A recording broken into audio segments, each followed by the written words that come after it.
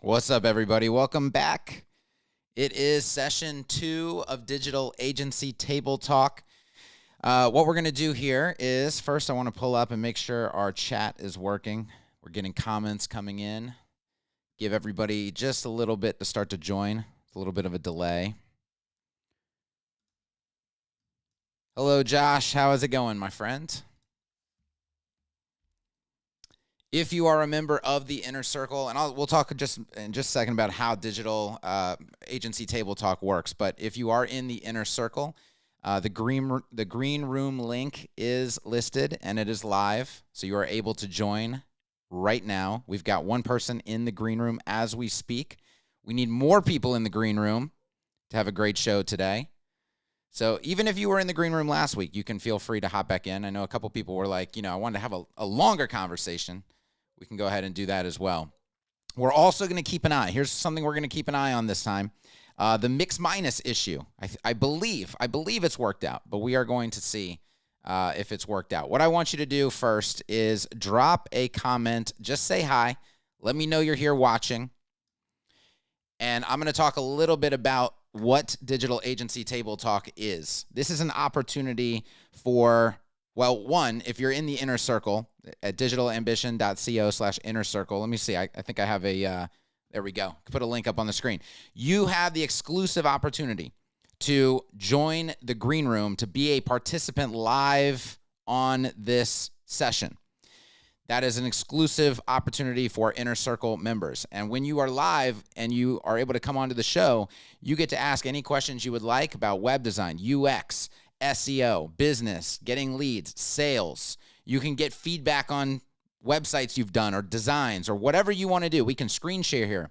It's very dynamic. We can do a lot of different stuff. So it's kind of like a way to get free coaching, free insight, free advice. We're planning on having guests in the future. I'm starting to get some people lined up. It's going to be very exciting. But if you're not in the Inner Circle, you still get all of this value because you get to watch for free here on YouTube. And there's kind of a backup plan in place with Digital Agency Table Talk in the sense that if we don't have enough people in the green room from the Inner Circle, and by the way, we're testing out a new day and time today. All right, was on Friday last time. Now we're testing out Wednesday morning to see how the engagement is here. Friday was great. Friday was fantastic, but I want to see if Wednesday is better. Now, we're a little bit, I don't know. This session, Active Campaign, my email system, is down right now. I could not send out my email reminders this morning like I normally do. So we're going to rely on YouTube's algorithm to help us out today. But I also want you to help us out. If you have a community and you know that they would find value in what we're doing here with Digital Agency Table Talk, I want you to grab the share link on YouTube and just go share that and say, hey, they're live right now. There's going to be a lot of value here. Come watch, come participate. And the backup plan that I was talking about just a second ago is this. If there's not enough people in the green room from the Inner Circle, then I'm going to open this up to everybody watching here on YouTube. I'll share the green room link. Anybody can come in and get value and be a participant. All right. We're going to prioritize people who are in the Inner Circle, but if we still have time and there's no more people left from the Inner Circle, we'll open this up to YouTube. Okay. So you definitely want to be watching. Now, the green room does have a max number of participants. So if you're trying to join the green room now and you're like, oh, it won't let me in, it's because it's full. And what we're going to do is we're basically going to drop people off after they get their turn. All right, they're going to drop out of the green room, and that's going to make space for another person to come in. And you just hang out in the green room until I bring you into the live stream, and it's your turn to go. All right, but kind of told you how the Digital Agency Table Talk format works. I got like insane feedback on the first one last Friday, or it was the Friday before last. It was, I'll be honest with you, it was tough to take a week off. I was like, man, I should be doing it this week. I really wanted to get back in and do another one. So this may very well go weekly. I was very motivated last week. I had to, I'd hold myself back. I was like, we'll keep it at every other week for right now. But I was definitely wanting to get back into it. So let's take a look at the chat here. We've got Emma, we've got Neil, we've got Orlando, we've got GD and Marcus and Silent Phil, Farhan. Hopefully I'm saying these names properly. Jarmo, John. Man, this is good. Good turnout. I like what I see. All right, let me check everything else. We're about to check out our sound and see if our mix minus. Hola, Dahunzi. I don't know. I need to practice the name more. I got to practice the name more. I heard about this one from a YouTube alert, says Austin. Well, that's fantastic. That is good. I'm glad YouTube is helping out somewhat. What's up, Plaster? All right, let's check out. I'm gonna see. We're gonna bring so I believe it's Jeffrey. Was the first one in the green room. So we're gonna go ahead and bring him in first. He's gonna be the very first call. One thing before we do that, I do want you to, in the comments, okay? Everybody's putting where they're from right now, which is fantastic. One thing I would like to see is drop a comment with how long you have been a freelancer or an agency owner. So I would like to see experience level now of people who are watching. I think that would be a good thing to check out. So while everybody's dropping those comments, I'm going to go ahead and bring Jeffrey in, and let's see if we can do this properly. All right. How's it going, Jeffrey? Yeah, good. Good, and you? Do I want to put you on the left or do I want to put you on the right? Let's see. I Let's do don't that. know. Let's do that. All right. How are you doing today? Good? I'm good. I'm good. It was like a surprise for me when I saw the invitation on the circle. So I just came. I didn't know what to expect. I Perfect. didn't were there in the first during the first talk. So Yeah, that's what we need. We need participants. We got a lot of, yeah, there's people that are shy, they're worried. Don't be shy. But give us yeah. your background. Let us know, where you are, number one, and number two, how long have you been doing this stuff? All right. So I'm freelancer as a web developer and web designer in Paris, France. I've been working with Oxygen Builder before and with Automatic CSS, and now I'm switching to Bricks. And I am pretty happy because yesterday and the day before I got some great contracts for like a financial company and another one for a startup to design the website. So Yep. the effort is paying now. I can get some more clients for the end of the year, and it's good. Excellent. Excellent. All right. Before we continue with this conversation, I need to know, is the mix minus working? What you would hear if it's not working is an echo, a bad echo. So hopefully we're not hearing the echo this time. It's going to be a little delay before I can get people's answers on that, but I want to make sure that our audio is good before we get too far into all right, mix minus is good. Josh says audio is good. All right. So Jeffrey, how can I help you today? What can we do for you? Uh, I don't know. I think it's not related to the agency, I guess, because as I told you, I'm a freelancer and I want to stay freelance. I don't want to build a company Yep. and grow.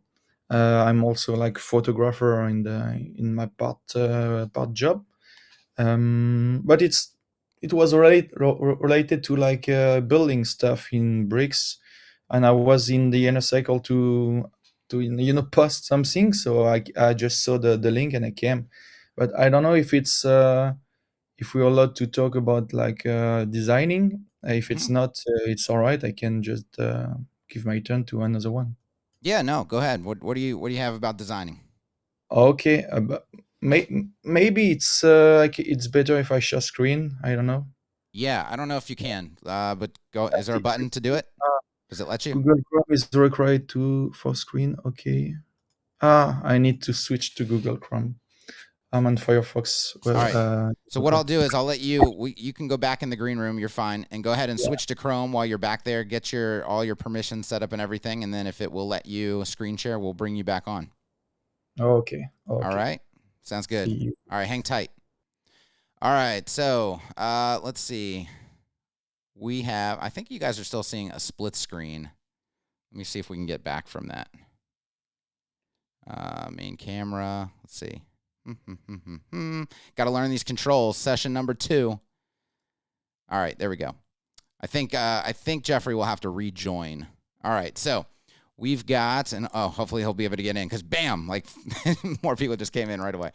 Okay, all right, we're gonna move to Andrew. I'm gonna bring Andrew on here, and then we're gonna get to Josh. All right, so we've got Andrew and then Josh in the lineup.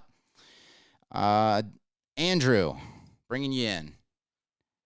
Oh, hey, can you hear me? I can hear you loud and clear. How you doing today? Hey, kind of nervous. I'm That's all applying for right. jobs in Switzerland, so No it's a little bit problem. foreign to me. There's only hundreds of I'm people from the watching you, US. so you're all good. So tell No us sweat. what is your background? How long have you been in this? Yeah, about 4 years. So I don't have like a lot of portfolio projects, but I've done like a lot of trainings. So I'm trying to get like more real world projects. Got it.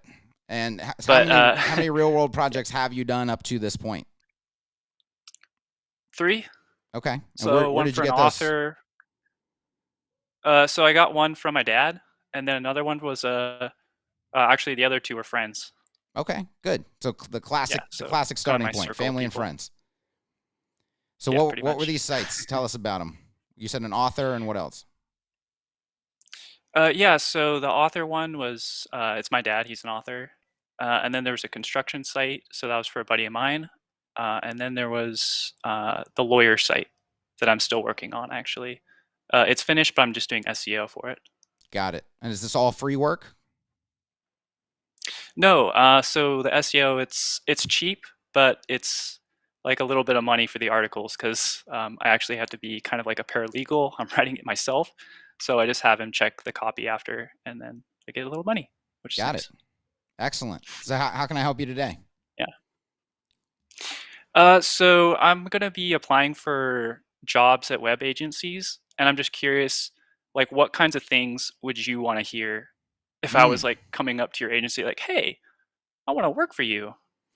Yeah, that's a really good question. I mean, I get a lot of inquiries about people joining the team. Now, thankfully, I have over the past couple years, I started out trying to find people in the traditional places. Like you go to Upwork, you go to Facebook groups, you try to recruit people. Once I started the Inner Circle and I put a job board in the Inner Circle, right? We started to get lots of members, obviously. And there's just the kind of built-in benefit. Like it's, for me, and I'll tell you what I do look for in just a second, but as far as recruiting goes, because I do want to answer a recruiting side of this because I do get asked that a lot as well. People are like, where do you find freelancers? Where do you find people to join the team and all of that? And it's like, for me, it's like, it's cheating. Like I have a cheat code in the Inner Circle because I just recruit straight out of the Inner Circle. That's what I do, right? Like I post the opportunities in there. And by the way, this is like, if you're in the Inner Circle, I mean, and you're in that position, that's another good benefit of that, right? But I also have the benefit of like everybody in the Inner Circles already watching all my trainings, right? This is one of the biggest things on when you're hiring somebody is like, what do they already do? Like what's their natural processes? Where did they learn? Where did they get their skills? Are they self-taught? How do they do things? Do they know about BIM? Do they even use bricks? How long have they been using bricks? Or do they use Oxygen? How long is it going to take them to integrate into our team to where they're getting, right off and doing valuable work? I did make the mistake very early on many times of hiring when I initially was hiring, I was like, you know what I'm going to do? I'm going to find people who are green and I'm going to train them from the ground up. And that way they'll know exactly what we're doing. They won't have any like bad habits to break and we'll be able to just get them right on our processes. And what I found is that takes a tremendous amount of work.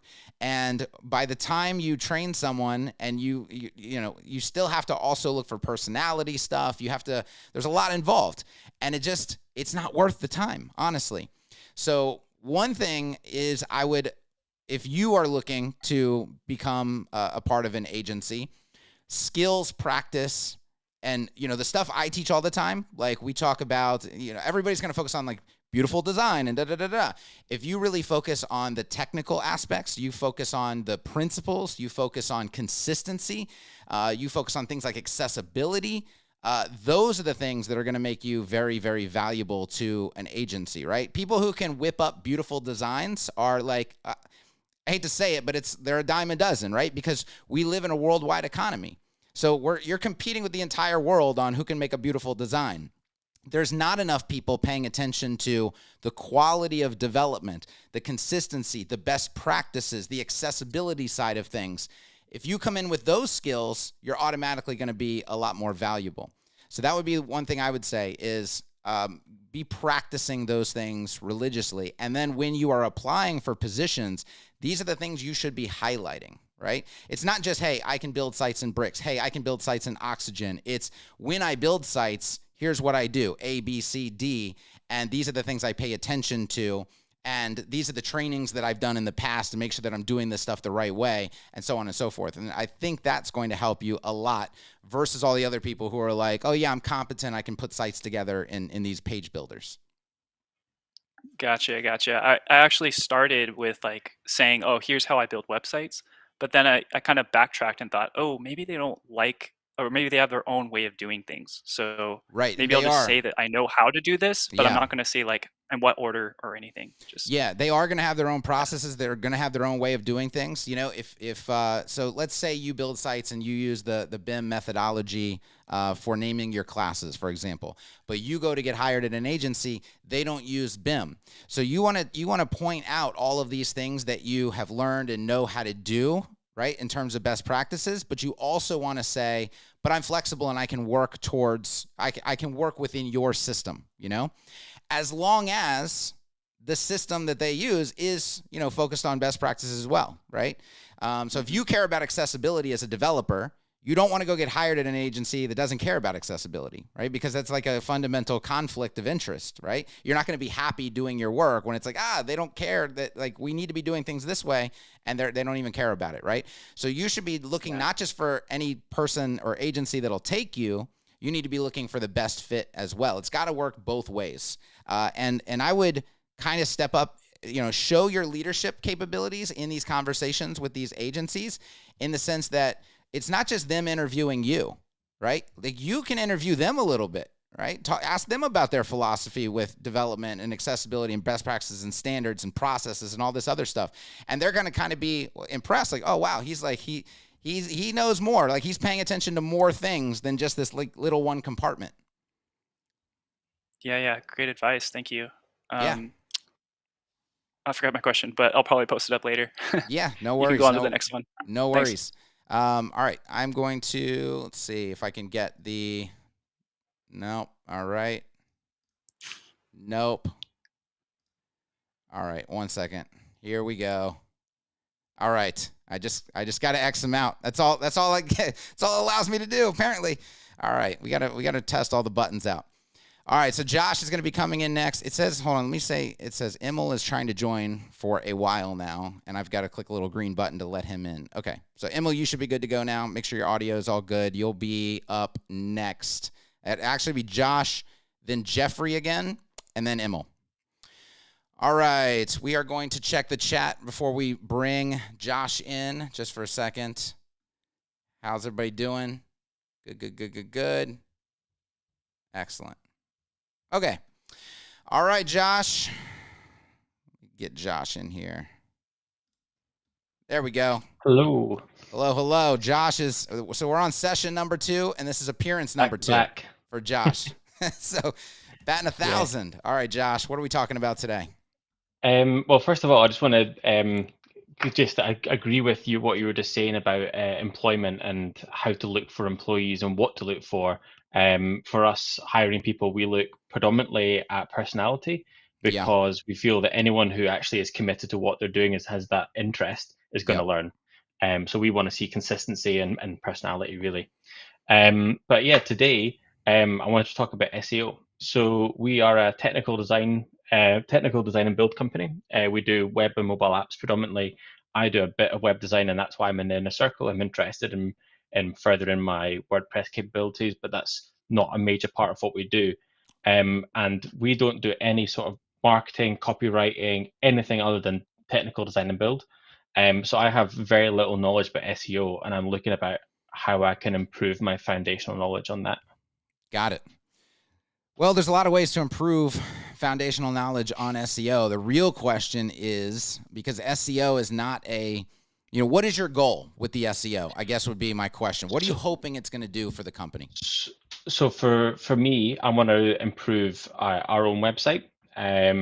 It's so basically, I want to better target the customers we want to be reaching, and basically, focusing more on them and targeting the right people, so we get fewer inquiries that aren't relevant to us. Got it. Are you mainly focused on your local area, or are you trying to get clients from anywhere in the world? So we do a bit of local SEO. I understand the foundations around about local SEO.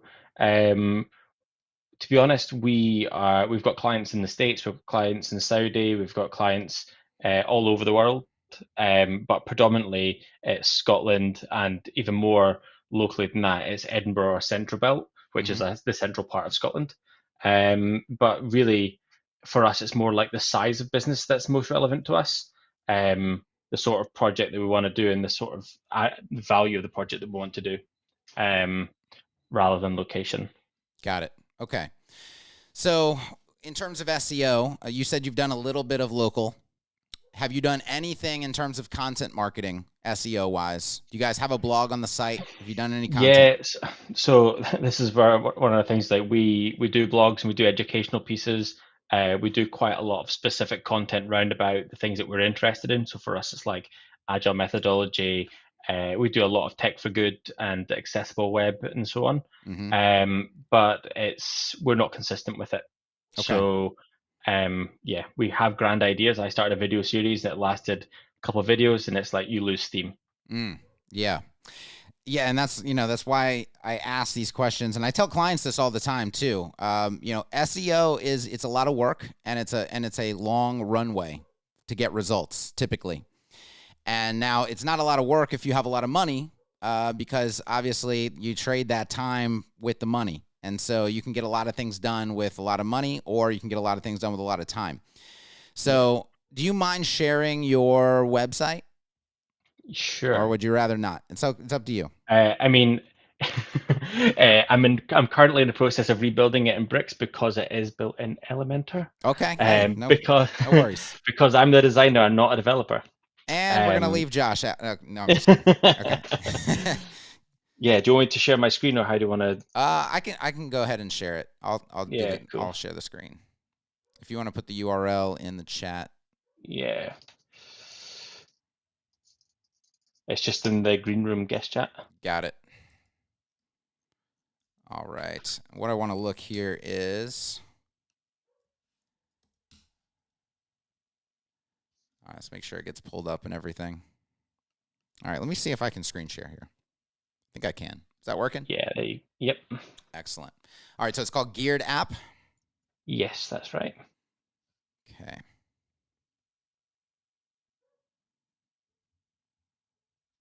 All right, let's go straight to the blog.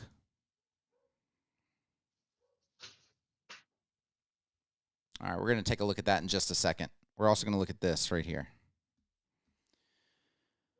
All right, so you've been around for a while? Yeah, 9 years. Yeah. A lot of good domain history here. Not a lot of organic traffic, though. So that's what you're really wanting to improve.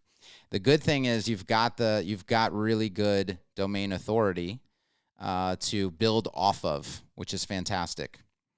So you have, how many blog articles would you say you have? I don't know, maybe 150, 200.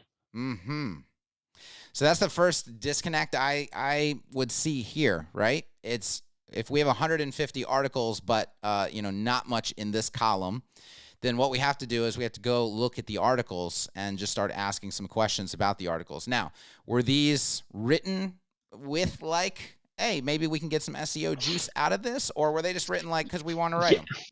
So yes and no. I mean, definitely we know the things that we're interested in. I don't think we apply best SEO practices to them. So for example, I learned recently about local SEO. So say if we're talking about something that's happening in our city that I've attended, say an event, then referencing other buildings or landmarks within the city so that it's saying, hey, this person knows about this location and they're talking about this thing. So joining up the knowledge. I don't think we do a lot of like sensible SEO, I would call it, within the blogs. We just output the copy or the content that we think is valuable, but it's not tailored or refined for SEO.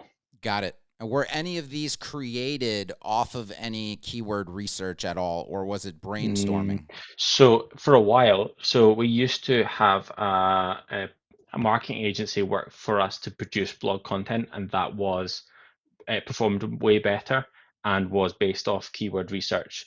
but at the minute, I don't think it is really.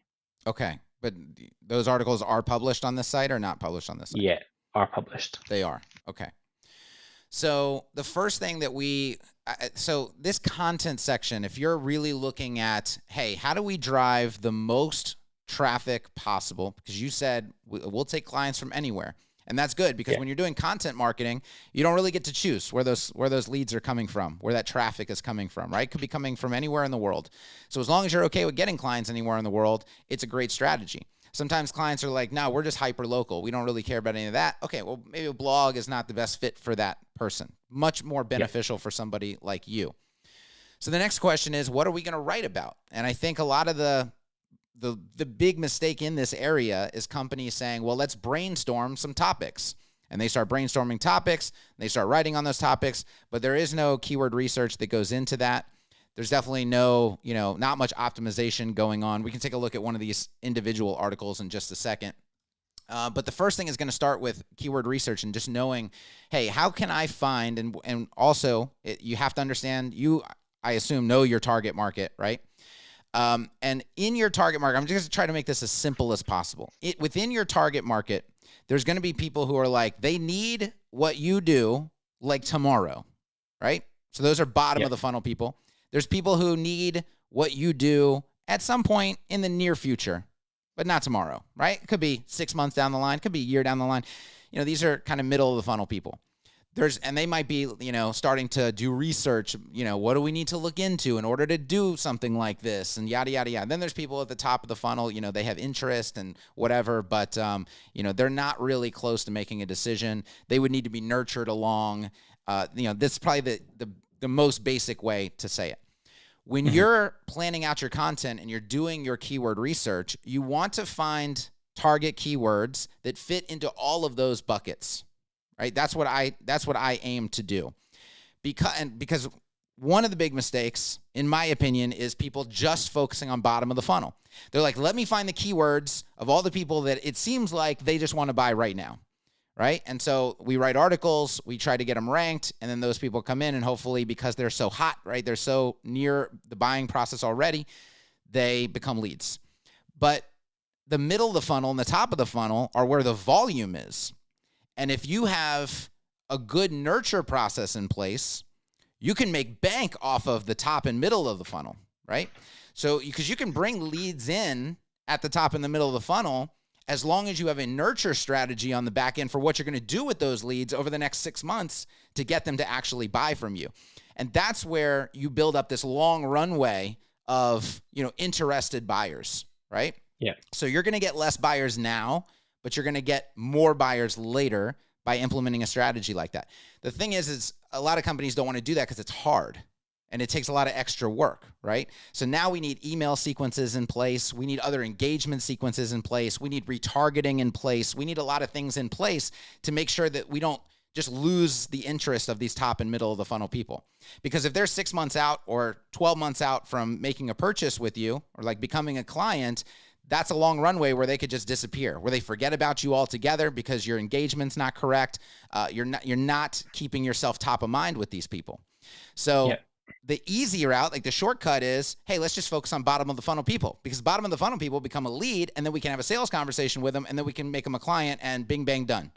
The problem is it's harder to find and harder to attract those bottom of the funnel people, right? So step one, keyword research. Let's figure out what your target market in all areas of that funnel are interested in hearing about you, about you. Okay. Now, it's important when you're doing the keyword research and planning the topics, I would actually silo them out. I would put them into buckets. I would say, okay, this set of keywords, we believe these are bottom of the funnel people. And this set of keywords, we believe these are middle of the funnel people. And then the top of the funnel people are over here.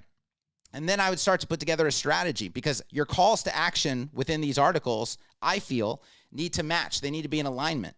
So if you write a bottom of the funnel article and it actually gets ranked, you want a more aggressive call to action, thinking that these are bottom of the funnel people that are, reading this topic. And if it's a middle of the funnel people or top of the funnel people, you want the call to action to be a lot more, leisurely, right? You want it to be a lot, no barriers to entry. Let's do freebies. Let's do assets that they can download. Let's do a bunch of other strategies to get them on the email list, not into the sales lead pipeline, okay? Yep. So you're designing out both your content and your conversion strategy at the exact same time. Then obviously, we've talked inside the inner circle, there's a bunch of different videos on, KGR. There's a bunch of, stuff on how to get like the maximum results in the shortest amount of time. How to, evaluate keywords to know which articles you're going to write first versus which articles you're going to write later. That's a very important part of the process. And then it's going to be about producing great content from there. So let's take a look at one of these. Well, first, let's take a look at some headlines, right? Because what we can do is, and I do this with clients sometimes too, who are like, I'm not sure why we've written the articles. I'm not sure why it's like we're not getting anywhere. So how does nature inspire creativity in a digital first world? If we had to look at this headline and say, what's my target keyword here? I don't see one. Okay. So there really isn't one here. Sponsoring the Edinburgh Capital. Okay. That's like a more local thing. You've got a great app idea. What's next? So app idea is a keyword, but a very, very, very, very broad keyword, right? So there's really no focus within this headline. So the likelihood that this is going to go anywhere is slim to none. Now, I do want to click on this because it does seem like it has a potential angle. All right. So you're talking about how to turn your app idea into reality, getting clarity on your app idea. Okay. Determine market fit. How much will I need to build my app? So how much does these are mobile apps, yeah? Yep. Okay. How much do mobile apps cost?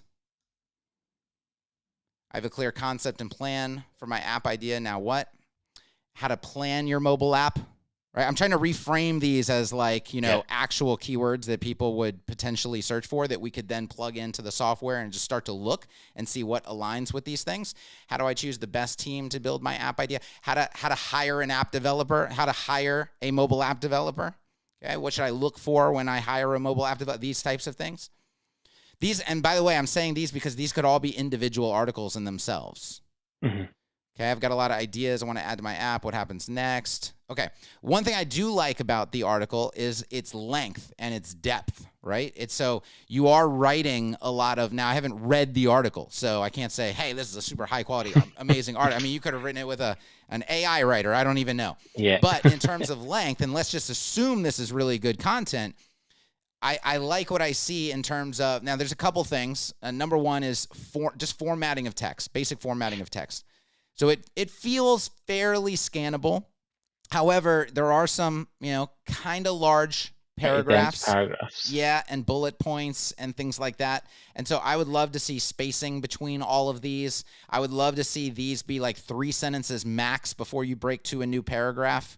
Make it even more scannable than it is. The other thing that I would love to see, and this is harder, okay? And this is why, content marketing is difficult. This is a stock image. This is a stock image. That's a stock image, okay? You have the opportunity perhaps to start integrating real work from your own agency, right? And real photos from your own team. If you have them, flaunt them, right? So put those things into your articles so it's personal and people are getting an inside glimpse at your actual company as they're reading the article from your actual company. Now, again, that is a harder part to do. And as SEO people, SEO agencies, if we're doing work for clients, it's difficult to get clients to do that for us. Oftentimes we're begging for like, can you guys please take some pictures of your own work? Can you please take some pictures of your own team and get those over to, and they just struggle with that. So, but if you can do it, then it's really, really good. Now let's see what the call to action is in here. So we have subscribe to our informative newsletter. This I would want to see much more specific here. Like, let's give them, and here's the next strategy. And so there's a strategy called content upgrades. Okay, so we want to upgrade the content, and you've got to sign up for the upgrade. All right, but when you're upgrading content, you're upgrading a single piece of content. You're not like upgrading the whole blog. All right, so let's take out one of these, a clear concept for my app idea. Yeah, okay. I have a clear concept and plan for my app idea. Now, let me choose the best one. How do I choose the best team to build my app idea? Any of these could kind of work, all right? I will publish a list of the most common types of content upgrades. They can be checklists. They can be cheat sheets. They can be any sort of downloadable, right? And what you want to do when you're designing your content is oh, here you go right here. Look, it's a black. Okay, one thing I would do is make that button not black. Okay, I was just looking at black text and black, it didn't even register to me. Oh my gosh, download free project budget cheat sheet or spreadsheet. So this is good, right? And that goes to your budgeting section. So that's fantastic. Project planning toolkit. The one thing here is there is a little bit of overwhelm baked into this because it's like, okay, here's this section, which is on a completely different topic than this section. And I've got this call to action and this call to action to consider. And then there's like, all right, let's send them to another article. So I want you to maybe treat this like a squeeze page or a landing page where it's like, we're going to bring people here to talk about one thing. And then there's one action we want them to take. That's it, right? That's the one action we're going to force them into taking because we're really not going to offer any other action. So this CTA down here, let's say that it was the budget cheat sheet, right? So this would be aimed at the budget cheat sheet. Every button in here would be aimed at the budget cheat sheet. And, I'm not a huge fan of listing it more than once. I typically use or not throughout the article, I typically use the sandwich technique. So I'm going to mention it right here at the top, and I'm going to mention it again at the very bottom. And then I may put, another link contextually somewhere in here. But again, they're all going to be exactly the same. I'm going to sandwich them in. I'm going to make sure that this sidebar over here is now tailored to this over here, which adds some technical complexity in terms of how you're, structuring the website when you're building the blog, but it does pay off. It's going to make your conversion rates jump a lot. So what happens after somebody downloads this free budget cheat sheet? So at the minute, if you click on one of them, it goes to a landing page for it. And you basically just fill it in and you get added to a Mailchimp funnel, which then will email them the file that they've requested and enters them into a kind of sort of a remarketing thing.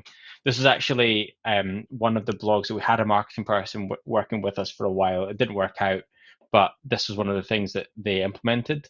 And that's why the formatting is a little bit all over the shop, because it was a bit of a battle. And this is the problem with Elementor, is giving people too much control over the wrong things and not kind of holding that back. So yeah, totally. I mean, I think that the formatting of this is quite different to the rest of this website as well. So it's probably a bit jarring and it is quite dense. So, but I totally take on board what you're saying about having it like more focus and keeping all the call to actions to be consistent with the message that you're driving. Yep. So yeah. So a couple other things. One is you're going to need more internal linking, 100%. Okay. And I'm just kind of rattling off some random things now. And I want to talk about that Mailchimp funnel in just a second. And I want people to get ready to pay attention because this is going to be extremely important. Okay. But just some random things. So more internal linking.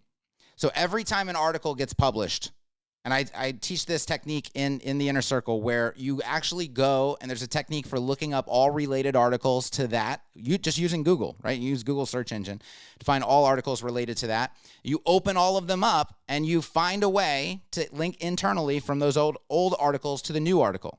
Now, when you're writing the new article, it's easy to link to old articles. But what a lot of people don't do is they don't go get all the old articles that should be referencing the new article and make sure they reference the new article.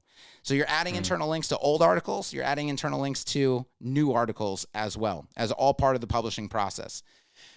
Next is you want more external links as well. So I see there's a link to Clutch right here. Okay, this is good. When you're linking to other high authority websites, Google likes this. And a lot of people are like, oh, I don't want to create external links in my articles because it'll send traffic away. It actually doesn't send traffic away. You're doing it properly here. It opens up in a new tab. They're still on your website. They can flip back to the tab. They can come back down. But Google wants to see more than one external link. Like if you have no external links, Google not going to like it very much. If you have one, it's still not going to like it very much. You're going to need a few. It wants to see that you're referencing. It wants to see that you're helping network the web, right? So that's very important. So you need more internal links, more external links. If you break up the content a little bit better, you add more, proprietary type photos, assuming that this article is based around the correct target keyword, you're going to start looking at getting results now. All right, so they download the budget cheat sheet. They go into a Mailchimp email funnel. What does that email funnel tell them? I couldn't tell you. Let me just open Mailchimp. But yeah, I didn't set this up. And we don't, to be honest, we don't send a lot of emails in our mailing list, very infrequently. So if content marketing and top and middle of the funnel marketing strategy are going to be important to you going forwards, you'll definitely want to change that. And it's something you'll definitely have to focus on, right? So the first thing I would ask is, and I know you're looking it up right now, but I'll just keep talking while you're looking it up, is what is the general gist of what does that email sequence say, and how long is the email sequence? So I think it's like 3 stages. Automations, here we go. Just loading it. So contact tagged with the thing that they're interested in. So because we've got different resources they're downloading, it'll add different tags, which will tell us effectively where they're at. Yeah. It'll send them an email. What are those tags, by the way? Let's pause there. What are those tags that they can be tagged with? So in this instance, it's just specifically for the resources that we have. So in this instance, it's the comparison scorecard.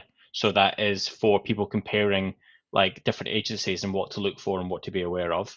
Got it. Do you segment your leads at all? Like, do you have buckets that they belong into based on certain criteria? Let me have a look. But no, I don't think so. Okay. No, we have people who signed up for COVID-19 and Toolkit sign up, and that's the only segmentation that we have. Got it. Okay. Huge right here. If people are going to be doing email marketing, and guys, the reason I'm talking a lot about email marketing here, and the reason why I want to focus on this so much, and I want you guys in the chat to put it like, are you guys interested in this email marketing, SEO, all of that stuff? Are you liking this conversation right now? Drop your comments down below. Way back when I started my very first online business, that online business grew to 6 figures within a year, and then it kept going, year after year until I ended up getting rid of it. Now, that was built purely on content marketing and email marketing. And part of that content marketing was obviously articles, heavy SEO driven, informational, in-depth articles, and podcasting. So I chose 2 channels for my traffic. I didn't do any paid ads. I didn't do anything else. Solely it was, we're going to do content marketing and we're going to do podcasting. And then when people come in, what we're going to do is we're going to convert them to an email list. And we're going to figure out what part of the funnel that they're in. We're going to convert them to an email list, and then we're going to nurture them into buying we were doing online courses at the time, okay? And this was the entire strategy. It didn't really involve anything else, all right? So the key is how do you actually execute on that? Like, what are the things that really matter? What are the things that a lot of people don't do? So the big mistake a lot of people make is all of these leads come into their email marketing system, because your leads can be over here. The way I compartmentalize it, they can be over here in your email marketing system because they need to be nurtured, or they can be over here in your CRM, in your actual sales pipeline, because they're bottom of the funnel, highly interested leads who want to take action very, very, very soon, okay? It's really one or the other. Now, I'm mentally compartmentalizing them. They can be in the exact same system. It doesn't matter, but they need to be tagged somehow so that you know the difference between the two, right? But segmentation on the back end is absolutely critical, because the number one rule of marketing is you have to tell people, the right thing at the right time, right? So get the right people, tell them the right thing, and tell them that at the right time. If you don't have any segmentation in the back, you cannot speak to people where they're at. You have no idea who is this person versus who is this person. Why am I sending this message to this person? Why am I sending this message to this person? Most people are sending one message to every person in the email list, right? So segmentation, and there's a bunch of different segmentation strategies. I do have a training planned on this, absolutely critical. And this is where people have to step out of the role of web designer, UX designer, SEO person, and actually look at, if a business needs to use a model like this, what they're doing with this on the back end. Because if you do SEO and you get them a lot of top and middle funnel leads and they don't know what to do with those leads, you're going to get blamed for nothing happening in the business, right? This is not growing our business. We need to stop, But it's like, no, you don't have the right things, and there's no infrastructure on the back end to properly nurture these leads into sales in the future, all right? So let's give a perfect example of segmentation. I'm going to use a dog training business. Let's just use something non-technical, like something very, very, very simple. So let's say I have a client and they do dog training, all right? And you see they're writing articles all about dog training and obedience training and what about if my dog is aggressive? And like, so there's all these different articles that they're writing. They're bringing in all this traffic. They've got freebies in place. They've got top middle funnel lead capture in place. Okay, they obviously have bottom of the funnel. That's just standard. Everybody has that. But they also have top middle funnel in place, putting people on the email list. So tell me, they go to write an article. You're trying to remember, right person, right message, right time. If we think about a dog owner, they could be a puppy owner or they can have an old dog, right? An old dog that pisses the floor. What do I do about that? It's not the same person who has a puppy that needs obedience training, right?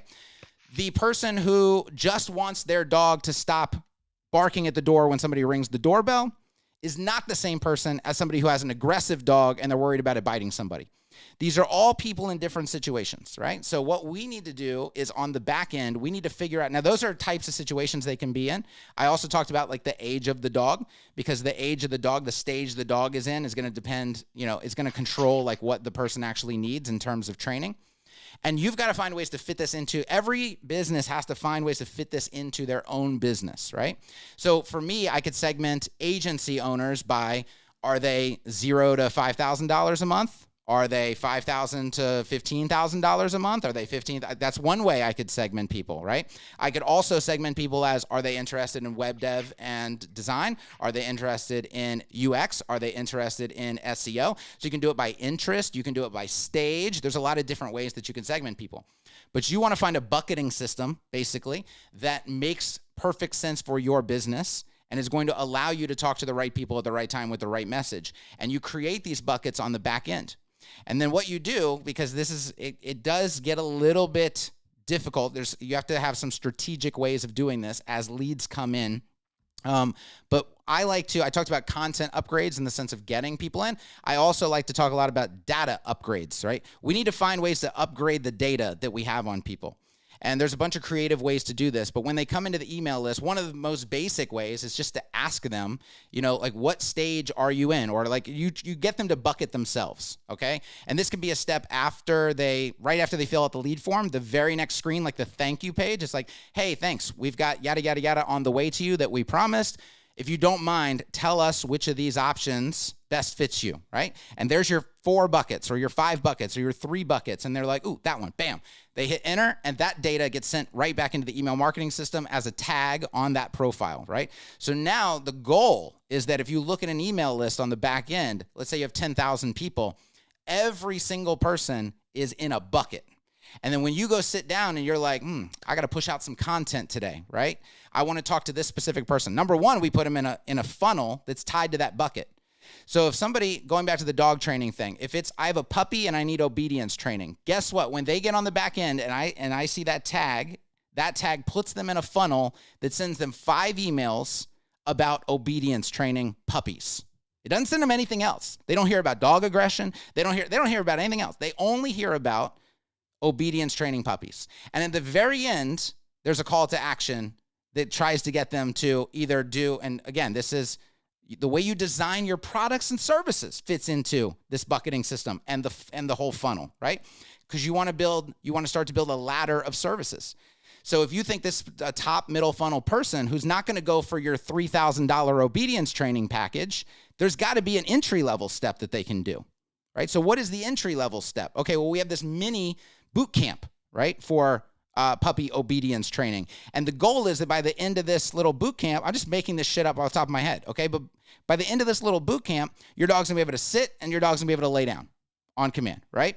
And so they're like, cool, that sounds like a good start. That's something I can do. And you know what? I'm gonna teach you how to do clicker training. to be able to do that. And you're actually going to be able to do that in a week. Okay, so this boot camp's 7 days long. You're going to use clicker training. By the end of the 7 days, your puppy is going to sit and it's going to lay down. And that costs $49. And so $49 gets paid. Guess what? You've gotten this person to take the very first step with you. And then you take this product, this entry-level product, and you use it to gain trust and show them, hey, I know what I'm talking about, right? I told you I was going to use this clicker training. I showed you the clicker training. Can your dog sit? Can your dog lay down? Did you do it in a week? Good. Everything else I say is going to be as true as that, okay? And then we move them into the next stage of the funnel, the next stage of the funnel. So this is like what nurturing looks like, but you can't do that if you don't have people bucketed because you don't know what to offer them and you don't know how to talk to them, right? So now we have to fit that to your business. So you have a very technical business and you have very different people, right? Not people with dogs. You've got to figure out what are my buckets. You've got to figure out what are my messages in those buckets. What are my offers in those buckets? But the whole framework is exactly the same. So, and that's if you're going to do top, middle funnel. That makes sense. See, when it comes to, so for example, you've got a lead capture and we've segmented and we're sending them these 5 emails. What sort of frequency are you looking at? Are you saying within decreasing frequency? So it's like, okay, 2 days later, send one, a week later, send another, 3 weeks later, send another, 2 months later, send a fourth, so that it's that, drip feed. Yeah. So you want to be heavy in the beginning, like daily. So I would go, if you're going to do a 5 email funnel, it's 1 email a day for 5 days. And guys, it's like how you write these emails is important too. These are not newsletters. They don't look like marketing emails. These look like emails to a friend. And they're very casual. They're written very casual. Some are long, some are short. Okay, there's a good mix in there. They typically follow a story. There's a framework for doing this, right? So I can put the framework inside the inner circle. There's a 5 email funnel formula, I used to call it in the old business, right? So we can put this inside the inner circle. So you can lead people through these 5 emails. The emails chain together. So it's like if you've read the first one, when the second one comes in, it's like kind of a continuation of the first one. So you're more engaged and likely to read it and then wait for the next one, okay? The reason you want to be heavy in the beginning is because that's when a new lead is most excited. They most want to hear from you in the very beginning. They just found you. They love the stuff that they've seen so far. They just signed up for something. Why would they get one message and then not hear from you again for 2 weeks, right? That's what I've always said. Because people are like, oh, you can only email people once a month these days, that kind of thing. No. This person's going to hear from me every day for 5 days. And it's not going to be buy my shit, buy my shit, buy my shit. It's going to be, let's educate, let's nurture, let's connect, let's build a relationship, right? And you just want to get them to engage with those first 5 emails, like your vibe, okay? Because they don't know who you are at this point. And they know you're selling something, but at the same time, and they know they want probably what you're selling, but at the same time, they want to buy from a human that they like and that they trust. And so that is the main part of the focus of those first 5 emails. So after the first 5, they're either going to buy or they're not going to buy. All right. And you want that entry-level product. You can't take somebody who's never heard of you before, and in 5 days, they're buying your $3,000 course. Like sometimes, every once in a while, that might happen, but that can't be your strategy, right? So the strategy is, let me give them a taste, right? For just a little bit of money, let me give them a taste so that we can demonstrate our expertise, so that we can confirm to them that we're a real person, right? With a real family, and just like them, right? We're not scam artists. And so we know what we're talking about. We're going to be able to help them. We're going to be able to get them results, get them to take that first step. They're either going to take that first step or they're not going to take that first step. If they take the first step, they go to another funnel, right? First, we give them the product of the first step, and we knock it out of the park. That should always be the goal. Get them the results you promised, okay? And then they go into the next funnel. The next funnel is for the next product, right? And there might be, before they get to a $3,000 obedience course, there might be 3 products in line before that. Now, at some point, you can start offering both. It's like, are you ready to make the jump? Or if you're not ready to make the jump, you can do this one, right? So you can still let them know that thing is ahead. But at the very beginning, you don't want to say, here are your options. You can do this. You can do that. No, just here's the very first step I want you to take. Okay. I had a puppy just like you. When I got it to sit and I got it to lay down, man, that made so much of a difference just in those two things. And that's all I want you to focus on right now. You're overwhelmed as a new puppy owner, right? Is this your first puppy? You never had another dog? Okay, you're definitely overwhelmed, right? Let's get it to sit. Let's get it to lay down. Just make that connection. Get them to buy $49 7-day boot camp, okay? That's like the goal. Now, let's say they don't do it. Let's say, nope, I'm not ready yet. Now the emails start to space out more. We're not giving up on them. Like, they were valuable. Like, they're a valuable person. And I'll tell you this. I looked at my stats at one point because I wanted to track when people sign up for my email list, when do they actually end up buying the very final thing? It was like a year later. Now, they hadn't bought anything, right? They had bought some smaller things. But by the time they bought the big thing, it was 6 to 12 months later. And if I had just given up on them after the first 5 emails, they never would, I promise, they never would have got to the end, okay? So we do want to space them out. We don't want to give up on them. Now it's like they hear from me a couple times a week. Then they hear from me weekly. But then what I'm also trying to do with them is I know I need to get them somewhere else, okay? So I need to get them to subscribe to the YouTube channel. I need to get them to follow me on Facebook or Instagram or LinkedIn or whatever I'm doing as part of the strategy, right? But I need to start branching out my connection points with this person so that they see me in more places, because at some point they are probably going to get bored of reading emails, okay? So I've got to be able to engage them on other platforms. And that's something you should be doing as well. Like, people who join your email list, you got to be getting them to connect with you on LinkedIn. You've got to be, like, going back to kind of your business model, right?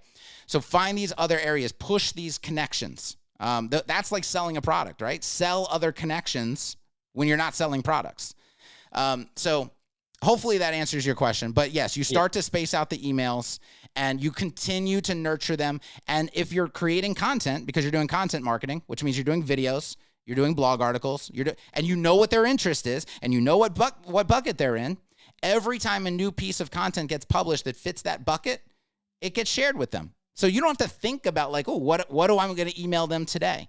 Just send them the new content that you know that they were interested in.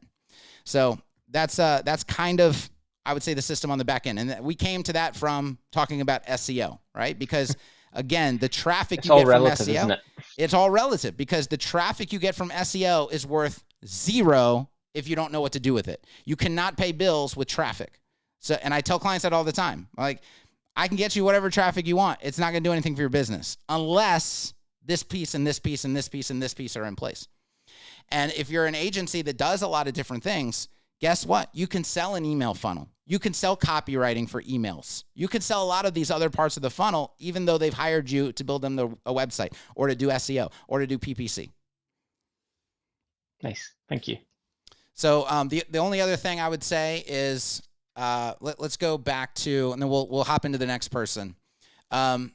It's what to do with this blog, because you do have a lot of content here. And I can't possibly look at each one, but I would gather that if somebody came in, did some keyword research, came up with a content strategy, you could salvage a lot of this content and just twist it into what it needs to be in order to actually get the SEO results from it. So this is not a situation where it's like, oh man, we've spent all this time on all this content and it's worthless because it's not doing anything. It just needs to be nurtured in itself, right? Yeah. And so I tell people to think about articles as a living, breathing thing. Just like you think of a website as a living, breathing thing. An article that gets published, if it doesn't rank, it doesn't mean it'll never rank. You can rewrite half of it, right? And then change the publish date, and then Google can pick it up and it starts ranking. So you can take an article that kind of has the bones that it needs, but it needs more focus and more love. You go in and you optimize it, you republish it, and that's way easier than just writing new content from scratch. So the first thing I would recommend for you is get your keyword research down and then do a blog analysis of all of your existing content and say, what pieces here kind of fit into these ideas, and let's retailer them to fit these ideas perfectly and then republish them. I would say that would be your first step, because you have such a library of existing content. Cool. And I just have a very quick question, hopefully quick. So the other thing that we find is that people come to us, they'll be doing a web app project. Maybe we do a lot of dashboards and B2B tools and back of house stuff. And then they'll go to someone else to do their brochure website because they don't realize that we do websites. So that's another issue that we've had, because we talk about web apps and mobile apps. We don't talk about web design or websites. Yeah. So I mean, I don't really know what my question is, but like, do you have any thoughts about how we can approach that? Yeah, it's 100% part of the nurture process and part of the bucketing process as well. When somebody needs a mobile app from you, is this like, give me a ratio of it's an existing company with an existing website that's just now getting into the mobile app space, or it's like a brand new idea from scratch building a mobile app? So it's a weird one. Again, it comes in waves, like all things in business. The majority, I would say, are existing businesses that have a process that they're looking to improve efficiency on. Okay, so So they have an existing usually website. Yeah. So what are these people that need a website that don't know that you do websites? What situation are they in? So they would be in the situation, well, either they have one and they're looking to rebuild it, or they're launching a new product or service and it complements that product or service. Okay, so you would be adding on to their existing website then? Yeah. Not like redoing Yeah, the whole or thing. redoing the whole, we would pretty much 9 times out of 10 redo it. Okay, just because it's like outdated already and stuff like that? Yeah, outdated. And we do a lot of Jamstack stuff. So it'd be like improving efficiencies, or we found that marketing teams actually want less control and more structure. So it's like, how can we, guide them through managing their site a bit more? So Yep. Yeah, it's offering different tools basically. Excellent. So yeah, somewhere in the nurture process, and nurturing happens, by the way, when somebody becomes a lead before they become a client, but nurturing also happens after they become a client, right? Especially a client of the very first thing when you offer other things. So you need to start putting content into that nurture funnel with your clients, especially, because you don't want to overwhelm them. Like, we do this, we do that, we do everything, So they come from mobile app development. You get them into the mobile app development client space. So they're actually signing on to do mobile app with you. Now the nurturing of, okay, and by the way, when this mobile app is done, what's the marketing strategy for it? How are we going to get this mobile app into people's hands? Because obviously we don't want to build a mobile app and then nobody uses it, right? So can you share the strategy with me? Oh, well, we're going to do this and this and this. That sounds excellent. Do you have somebody in place already doing that website thing you just talked about? And yada, yada, yada, right? Oh, no, we actually haven't found anybody yet. Actually, you have. You're talking to them, right? So, you trust us already to do your mobile app development. Let us handle the website as well. You get the same team working on both things. So you just have to build that intentionally in. Account management rather than, Yes. just sales, Yes. But I still think of it as lead nurturing, right? They're a client, but they're still a lead of all my other things. They're not clients of those things, right? So they're still a lead. And so they still get nurtured just like they would if they weren't a client of anything. Got you. So nice. Thank you. All right. You are very welcome. All right. We are going to move on. And Josh, I'm going to drop you out so you can watch on the live stream, but I want to make a little bit more room in the green room. So see ya. Bye. All right, guys. Let's see. I want to go to the chat real quick. What's everybody's thoughts here? Are you getting value? Really good details. What marketing framework do you use? Anybody else ready to sign up for Kevin's No More Chumps Doggy Obedience Training course? I love the branding, Austin. Nailed it. All right. Good. I'm trying to find my screen to see how many. Hold on, let me open up this, and I want to click on this. Okay, 92 people watching. I think this is better than last time. I think it is.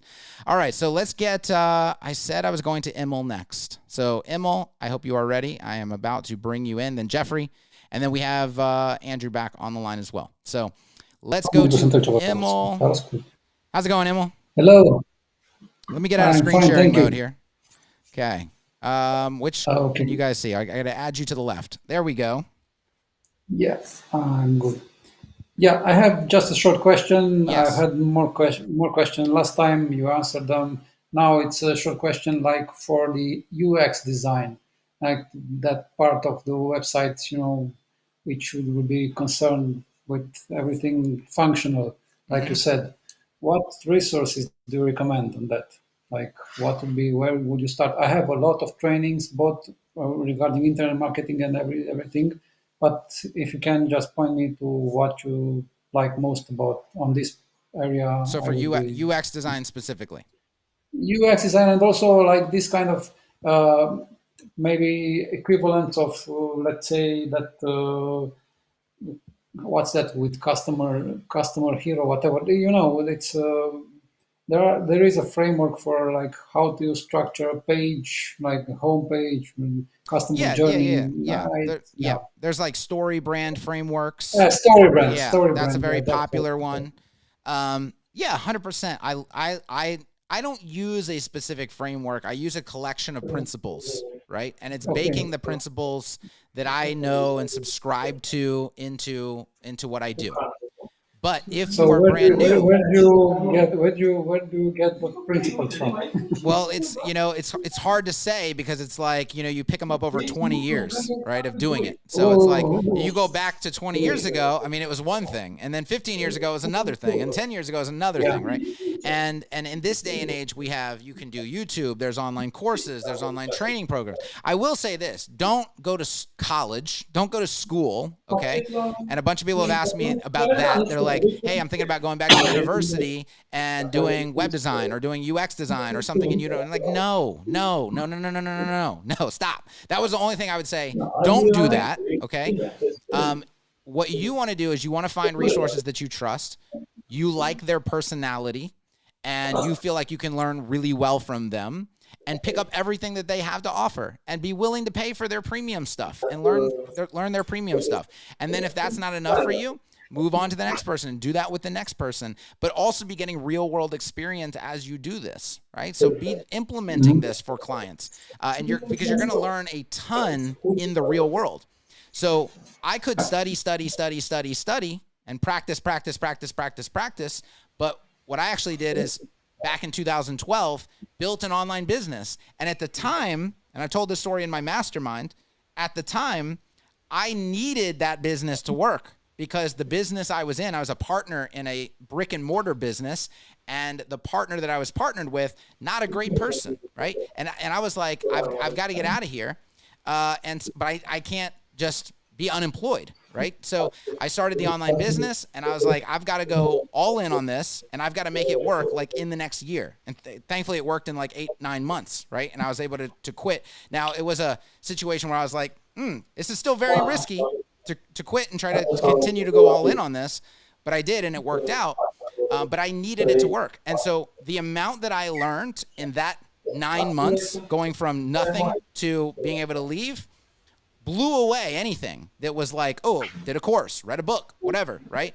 It was literally day and night of like, does this work? Oh, shit, that didn't work. Does this work? Ah, shit, that didn't work. Does this? Oh, that worked a little bit. Okay, let's build on that, right? And then you just continue on that path. It's very messy, right?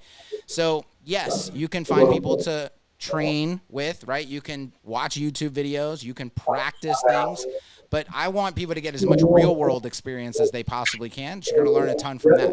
But if you do want a framework to start with, if you're like, give me box it up for me, right? So I can implement it. StoryBrand is a great framework. I have nothing bad to say about StoryBrand. Okay. Will you put something in the inner circle regarding UX? You think you'll do something like that in the future? Yeah. Well, actually, what I would do in the inner circle is I would poll the community. I would want the community, because I'm sure that there are, like, I don't myself do a lot of like trainings and courses and things like that anymore, right? So, but there are a lot of people in the inner circle who do. And so I don't know who all the new people are that people should be listening to for UX. But I bet there's a gazillion people in the inner circle who do. And so this is a perfect time to reach out to them and say, hey, have you been doing UX trainings lately? Like, do you know somebody who's amazing at UX that I should be listening to? Tell me who it is. And then they're going to give you a ton of different suggestions.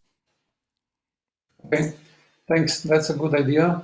And just a short one. The last time you suggested like one of the steps for launching an agency, to have the contract ready, the contract for the client, the master agreement, yeah. And you suggested also monster contracts. I took a look there. So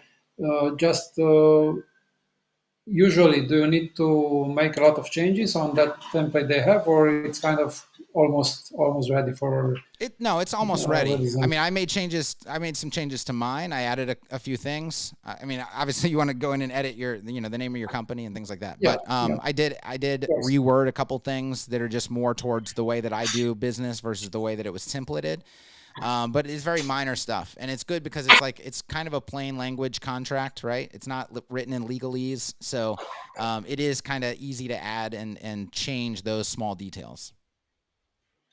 Okay. Thanks. I'm good for now. All right. Thank you for coming in. All right, let's go to Jeffrey. You are back. How you doing? I'm good. It was interesting. Thank you. Yeah, you're welcome. My question is, I have a design, and I'm not sure what's the good strategy to start building it in bricks. So maybe I can share my screen and I can show you. Yeah, if it'll let you share, let's go for it. Share screen. Okay, I'll start Sasha this says, one. going forward, I think rule of thumb when guests aren't speaking, have them stay mute to avoid the background. Yes, I agree. Background noise is too much. Okay, I can hardly hear. Got it. Okay. So let me see where. I also see need my to screen? maybe solo you. Okay, that's your screen. I'm going to solo that so that everybody is seeing it properly. All right, so go ahead. So it's it's the first website I designed where there is like some kind of gutter here, and which is not the gutter from the content here. Mm-hmm. So, and there is like, if this is the section, we need to put some border radius here and the gutter. So Does that gutter go all the way down the page? yeah, all the one, yeah. Yeah. For example, in the footer, it's like this. Yep. So my strategy is to keep everything like it used to be, but put like some padding in the body directly. Mm-hmm. What do you think That's about probably this? what I would do. Yeah. Yeah. All right. I rarely do sites like with gutters like that, but yeah, I didn't decide for the yeah, that's all design. right. Yeah, that would probably be the easiest thing to do. Yeah. All right. I mean, it depends. And Did they show you what they want it to look like on different screen sizes? Do they want that gutter all the way on mobile? Do they like? I'm not sure about the design of the mobile. I will ask. It's a good idea. Okay, because like it's right now that screen size is almost like a tablet size. So Yeah. if there's a desktop view, what we need to see is, does that extend still all the way to the edges of the screen on like a 1920? Like, what do they want to have happen on a very large monitor? Because right now we're just looking at like almost like a vertical tablet size, it seems. Yeah. Yeah. All right. And in bricks, I know that we can toggle for the the little icon in the right. Yep. But is there a way to make it like by default? Because in the template settings, I cannot find like the icon find the toggle for the icon. So I Yeah. need to toggle every button. Is it? No. You don't want to do that. Yeah, that would be a disaster. Yeah. So yes. So if do you use a framework like Automatic CSS, or do you just do everything from scratch? Yeah. I use Automatic CSS. Yeah. Okay, so that is button white, right? BTN / white. And so Yeah. you would want to target every. Do you want that arrow on every button? Yeah. Okay. I think there is arrow in every button. Okay. And so you're going to be using button classes in Automatic CSS. They all start with BTN /. Yeah. Yeah. So I know. very simple in CSS, right? You go into the back in CSS and you put in brackets class * equals BTN /. And so now you're targeting every button that has a class that starts with BTN /. And then what you do is you add a pseudo after element to it. That is first you add that padding on the right-hand side, and then you add a pseudo element arrow in the pseudo element, and then you hit save. And now all of your buttons have an arrow on the right-hand side going forwards forever in time. So I need to use the pseudo element to put the Yes. arrow. And if it's a Lottie icon, the animated icon, it's the same? Yeah, it would require more CSS to animate it, but it's the exact same principle, yes. All right. Like what do you mean? Like it moves when you hover it? Yeah. I don't remember exactly because the site is done. The Figma is not working with the animation, but If I was wondering if it's a Lottie icon, it's the same. Yes. Let me. I'm gonna pull up a training site here. Let me see if I can open it up, and then I'll screen. I just want to. I'm not gonna do the whole thing, but I'm just gonna show you because a lot of people are like brackets, BTN star. What are you talking about? So I just want to show that technique real quick, just so everybody is on the same page. Okay. All right. Let's screen share that. All right. I believe everybody can see that. So I'm just going to go way down here. If you want to target, and you can do, you don't have to be using automatic CSS to do something like this. You can always, if you just want to target like all classes that include, right? So it's like this, BTN star equals, and then quotes. All right. And then you would say, I'm sorry, it's not BTN star. My brain is hooked on BTN. Class star equals button double dash, open brackets. I am now styling whatever I put here is going to apply to every element that has a class that includes BTN double dash, which in automatic CSS, the buttons are the only ones that have that. So I'm automatically targeting all buttons. And now I can do whatever I want here. And then if I'm using Sass, right, I can do my pseudo elements. Here's my before or my after, bam, and I just put it in here. And so you kind of keep everything together. If you want to do your animations, those get put in here. If you want things to happen at certain breakpoints, you can put your media queries in here, right? So all of it stays nice and together as one component. And now every single button on your website always behaves exactly how you want it to behave as soon as you add that one of those button classes. And the beauty here is you're just adding, now there is going to be one additional slight complication. All right. I can't pull your design back up because it was on your screen, but that was a white button with a black arrow. Okay. So you are going to have to strategize this a little bit, because if it's a red button, that black arrow probably needs to be a white arrow or something like that. So there are going to be different cases where you're going to have to change a couple things, but that is still very easy to do in your CSS with Sass. Thank you so much. It's really helpful. You are welcome. Anything else?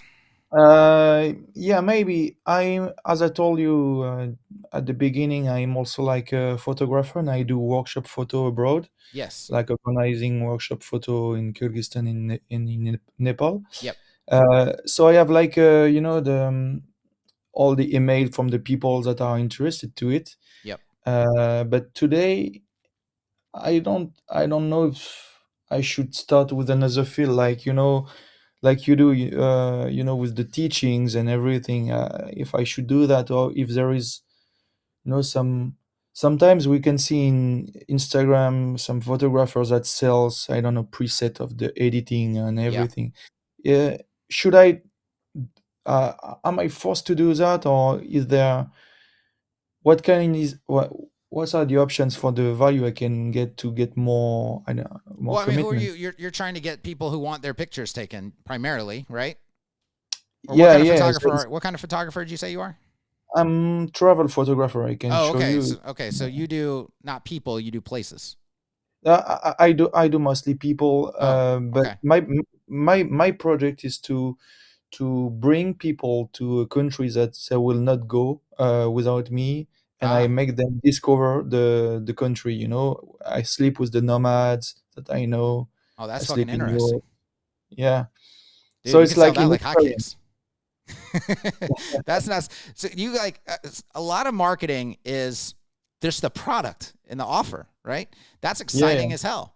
If you're just like, yeah, oh, I just want to take people's portraits, like every other fucking photographer on the planet. Now it's like, oh, well, that's a little hard to market now, isn't it? But you just told me something amazing, and I'm like, surely we can make this happen, right? So yeah. you're just wondering how you're going to get people to come in and participate in that? Yeah, I already have it's always full, and a lot of people love this. But in the same times, I need to pay Instagram every time to get more views, Oh more yeah, yeah, yeah. more audience. So is that how you're So doing it? You're paying for ads and getting. yeah, I pay for ads, and it's quite good, because, for example, if I paid 50 or 100 euros, I get one client that gave me 1,000, so it's a good ratio. But in the same time, I don't want to be related to Instagram every time. I need to diversify. Are these uh, people? Do they have money or do they not have money? Yeah, I guess because they pay for workshops that cost at least 3,000 euros. So. Okay, good. Um, keep doing what you're doing that's working is number one. But Yeah. number two, like what else do you do on Instagram? First of all, Instagram is a platform. I'm not big on it right now. But what else are Yeah. you doing on Instagram? And are you on any other platforms? I don't have any other platform. I'm not like a big user on Instagram. I just post my work. Yeah. And maybe I can just show you my screen too. It will be just easy. Yeah, let's see some of this.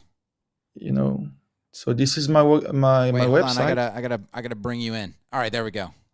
Okay. Go ahead. So you know, in the home, it's like my gallery. You know, all my stuff, everything. Mm-hmm. But I have like the workshop photo here, and inside you can see all my work and with the Press commercial. play. Let's watch. Okay, let's watch it. So this is one of your trips? Yeah, this is in Kyrgyzstan. So it's in French. How long have you been doing this? 4 years. So I paid someone to film during one workshop. Yeah. We're traveling in this car, and it's like a road trip, and we sleep with the nomads in yurts, take some photos, I do teachings and everything. So it's really, I focus the people between 20 and 35, 40 years old. Yeah. So it's you know, good energy, good spirit and everything. So first of all, this is amazing. Very high quality work. Go back to your photos. Yeah. So then after the video, I got like some explanations about what we do and everything. But for now, I'm like in a process of legal situation. So I skipped some exciting rows because I'm not allowed to show them at this point. Yeah. But then I have like sorry, I was just gonna ask you real quick. The person that did that video for you, how much did you pay them? I pay him all the trips, so it's like something like 1,500, and I pay more like 500 for the editing. And how much do you make from, like, you say people are paying 3,000 for this, or what are they paying to do this? Just you, not like all their expenses, but just you. Just me is 1,000 per person. And how many people you take at a time? 6, 5 or 6. Okay, so you can't bring you can't bring like a $1,500 video person with you on every trip. Yeah, sure. I mean, you could, but that I don't like those numbers. But one, I think, how long's your waiting list? My waiting list. What do you mean by waiting list? So you have people like waiting for the next trip, right? Yeah. Okay. For the next year. How many people you have on your waiting list? Maybe 500 something. Okay. But of course, they will not all try to. Yeah, pay. Of course. How often do you do the trips? Just in Kyrgyzstan, I have 2 workshops in a row for 12 days. So it's 1 month, and I have also Nepal with the hiking in the mountains. So I have like just 2 months in the year I'm doing that, and I don't want to grow because I don't want to make it like you know, big farm company. I just want to make like a little bit exclusive, you know. Yeah. Right. Yeah. Yes, I'm with you. You're going 1 month at a time with each group? 12 days with each group, and I do 2 groups in a row. Okay. In the same month? In the same country. So for example, I go from France to Kyrgyzstan with the first group. I stay 2 weeks with the first group. They go back home. I stay in the country, and the second one come. And after the second one, after the trip, I go back to France with them. Yes. And what do people say about this experience? They loved it. It's crazy. They all sometimes pay for the 2 destinations because it's not about the teachings. It's about the experiences. Right. I bet they also think that they got the deal of a fucking lifetime, right? Like $1,000 to do all this with you. Yeah. And this is exclusive. Okay. Yeah. I know. I love the, like, keep it exclusive, keep it small. It only happens a couple times a year. This is all like you have set up for a tremendous like product experience, right? And to top it all off, you actually like are good at photography. So like that's, you know, that we don't see that very often. So to me, this needs to be you, and you want to keep it intimate and you want to keep it exclusive. The price has to go way higher. Oh yeah. Because you know there's no volume in this. You already said I don't want to go volume, right? Yeah. These people are getting a killer deal right now. These people are robbing you blind, in my estimation, for what you're you're giving them and what you're offering. The fact that it's also photo shoot, like it'll cost me $2,000 to bring a photographer to Destin for a week to take pictures of my family. You know, Yeah. So absolutely, you've got every piece in place that's needed. You also have a waiting list. Just make this exclusive with the pricing, just like it's exclusive with everything else. And then what I would say is just document the hell out of it. Because now when people are actually paying what this is worth, you can actually pay. It would make sense to pay to bring a videographer on every single one. And then all of those documentation. I want you to go to this site right now. The guy's name. Okay, you are going to learn from this guy right here. You are going to take this model. Now he doesn't really use it. Actually he does. I'll back up. I was going to say he doesn't really use it for marketing, but he does. It's 100%. All right. His name is Joey L. Have you ever heard of Joey L? Oh yeah, I know this one. Okay, good, perfect. All right, go to Joey L's site right now. Okay. Just go to Google Joey L photo or something. I don't even know what the site is. Been following this kid I've been a photographer for a very long time, right? Been following this kid since he was on a forum called, what was it called? DP Challenge. I think there's a forum called DP Challenge. Okay, this guy, he was a teenager. He used to take pictures of homeless people, okay? Before anybody knew who he was. And then I watched him go up, and then he shoots for Sony. He shoots for every major brand that you can think of. Yeah, it's a big tremendous, yes. But go to what he does is personal projects. He does what you do, but he only does it for himself. So he goes personally on projects. He takes his team with him. He goes and travels around, and they document the shit out of these trips. And they're amazing trips. They're almost like mini documentaries, right? And so he immerses in the culture. He shares that in all the videos. He went to a war zone. He went it's really amazing, amazing, amazing content. And the documenting of what you're doing is all the marketing that you need because of what you're doing is so interesting, right? And so you make the trip more valuable in the price, and then you document it like to death. The best, which is photos, which you're already doing, and then the videography to tell the story. And you are going to put that on TikTok. You are going to put that on, you're going to first cut it up. So cut it up in every one documentary, you could probably get 40 TikToks out of, right? And then you're going to put the full-length documentary thing that you're doing on YouTube, and then you're going to start pushing those with ads, and it's a wrap. It's a wrap, because once people see what they can experience, you're going to get 1 million people on your email list, and then you're going to easily sell out because you only have a couple trips to sell, even at $10,000 a pop, $15,000 a pop. I don't know what you can get for them, but a lot more than 1,000, that's for sure. All right. So your advice in short, because you speak fast for me, but yes, it's to hire a videographer and document everything. All right. So step one. Yeah. 5x your price minimum. That's step one. Yeah. Okay. Yeah, but I know, but if I double or triple the prices, what I will get is only old people in the retreat, and I don't think you'll get only old people. I think you'll still, trust me, you'll still get a wide range of people. There's a lot of young people with money, and there's a lot of young people with money that want to travel.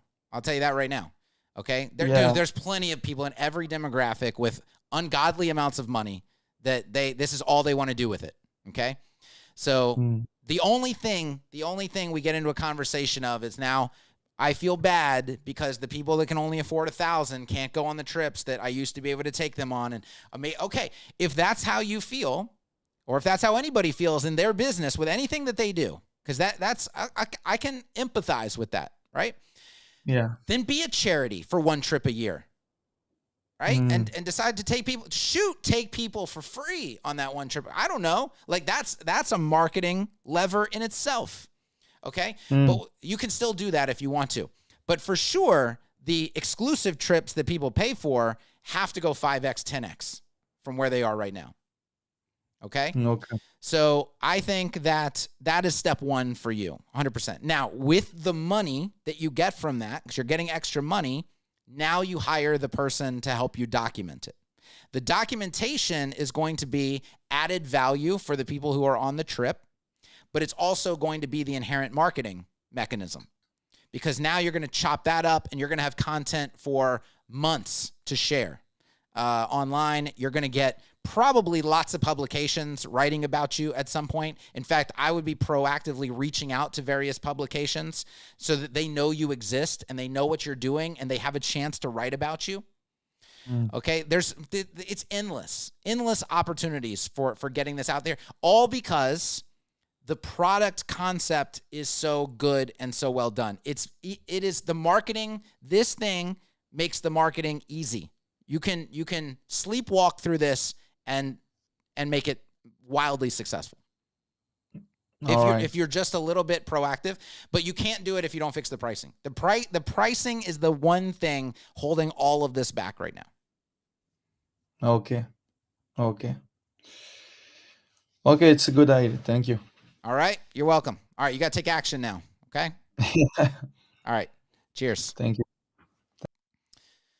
All right. We're having fun. How many people do we have? Where's my numbers? There we go. Okay. We still got good attendance. I am an hour and a half into this thing. I will go a max of 2 hours because I do have a life. I do have other things that need to get done. So we are going to hop over to, I believe Andrew was on earlier. Hey. Remind me, did we have some things to finish up? Actually, just because you were talking about the podcast and the businesses that the business you had, I was kind of curious about that. Yes. Photography one? No, it wasn't photography. Oh, okay. I did do photography as a business for about 2 months before I decided that doing this particular thing as a business will 1000% ruin my love for it. Right. And I was like, I'm not going to do that anymore.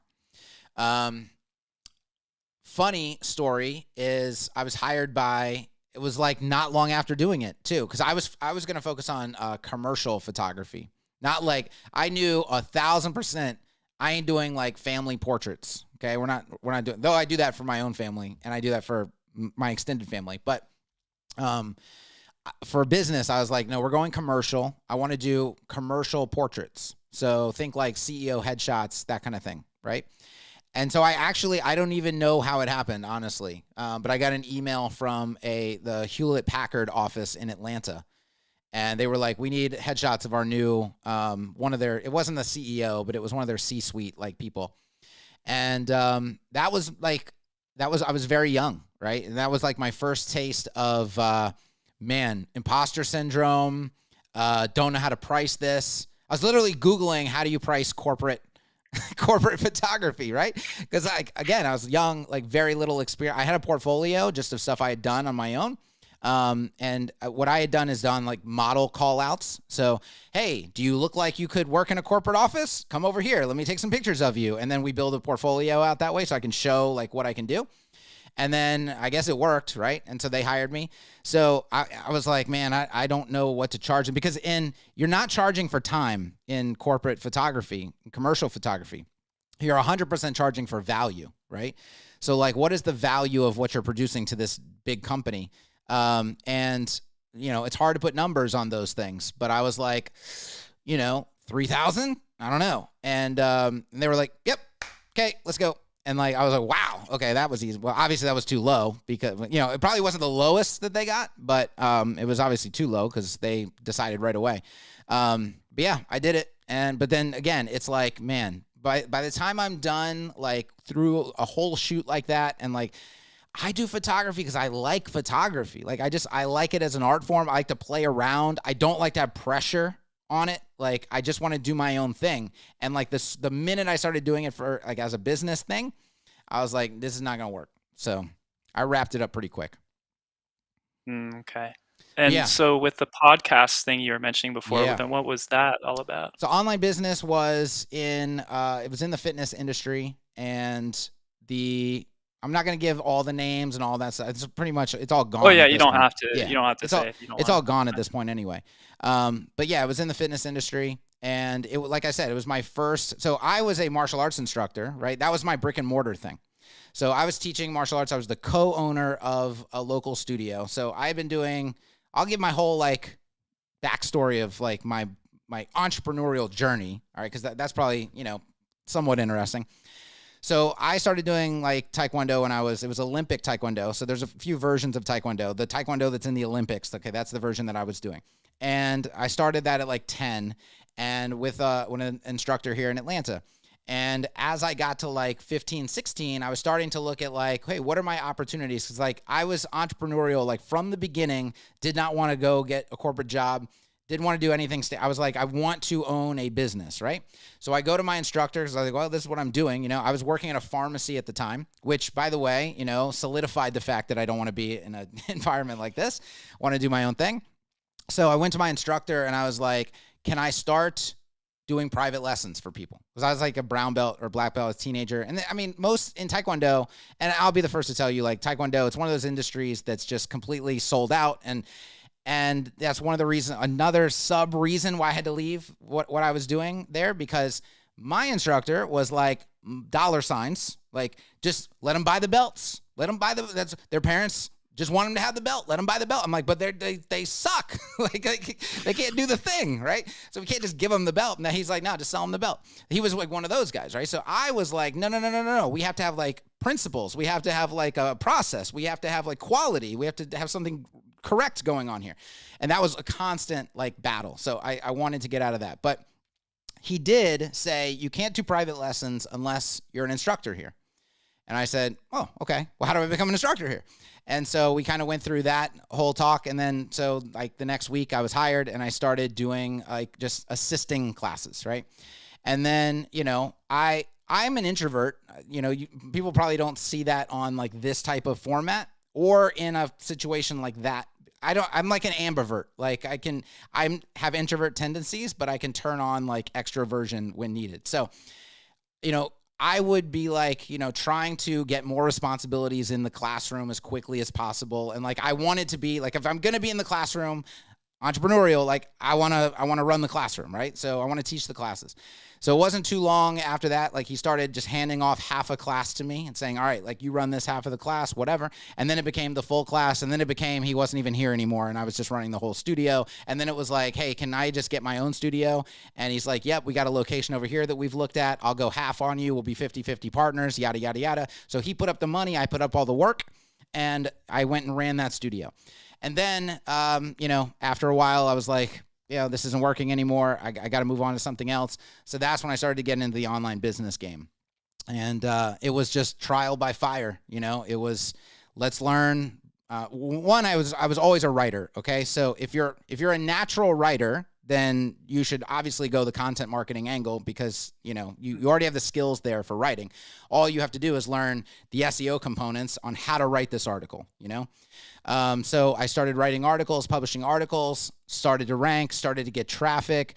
Then I liked the idea. See, in that time, podcasting was actually exploding, but wasn't overrun with people. Right now, it's like everybody and their mom and their grandma and their dead grandfather has a podcast, right? So it's not as lucrative as it once was. But, I got into that at the right time. That started to take off really well. And so I was getting traffic from these sources. And then, like I said, it was at the time, email marketing was even bigger than it is now, obviously. And so that seemed like the natural progression for let's get these people in the door. And then it's like, okay, what are we going to offer them? What are they asking for? And it just kind of like the ball rolled from there. And like I said in my mastermind, when I told this story, the very first online course I created, kind of like in the commercial photography days, it was like, all right, how do we price this thing? What are people actually going to pay? And I dramatically undersold it. Like I think I did an entire course. It was like $9 for it was like a 6-month like laid out thing. I feel like that's every course on Udemy. Yeah, probably. Yeah, exactly. But at the same time, I wanted to do it right. Like I wanted it to be as legit as it could possibly be, and as I could possibly make it. And because like everything I do, that's what I do. But I have, not now, but in the past, have had tendencies to just dramatically undersell, right? And so like $9, here you go, let's get it. And it's, my phone dinged and it's like, oh my gosh, there's $9 just showed up. And then I was like out to dinner and it's like, ding, like there's another one. Oh, wow. Okay. And then it just started to pick up there. And then I quickly realized like, well, one, I can't, an online course is a little bit different in this regard. There wasn't any coaching involved in it. There wasn't any, like once it's built, it kind of runs, right? So you could make the argument that, it could stay at $9. It doesn't really cost me anything. It doesn't cost me any more of my time. It's already built. But the other aspect of it that you really quickly learn, especially in fitness, is that everybody wants the results, but nobody wants to do the work, all right? And in order to find the people that will actually do the work, they have to pay them money. Right? Nobody's going to be like, oh, it's $9 and then I'm diligently going to do this thing and change my entire life and change all my habits that I've ever had in the past. And, I have $9 on the line to make that happen. You quickly realize that all these people just sign up and then they almost immediately quit. And so you've got to find a way to make them have an actual legitimate experience. And part of that is they've got to have skin in the game. They've got to have money on the line.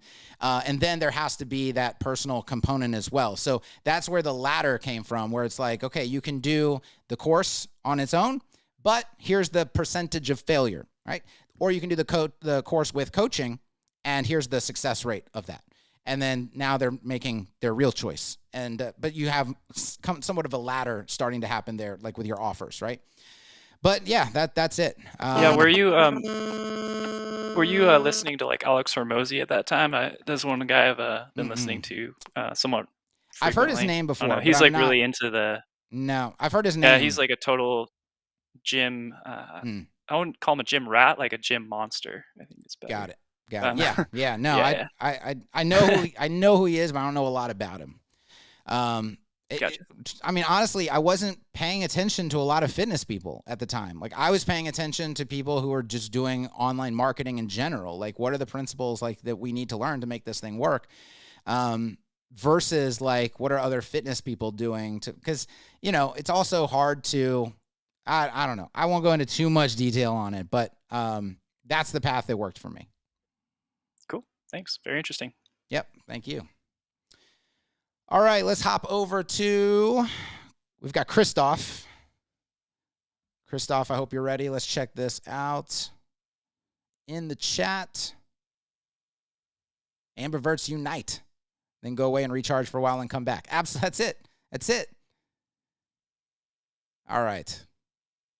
To put this into perspective, this is back for Jeffrey. I booked a 15-day trip to Rome, Paris, and Greece, including airfare, for around $3,500. So using that even as a base because you're making an amazing video and photos. Yeah.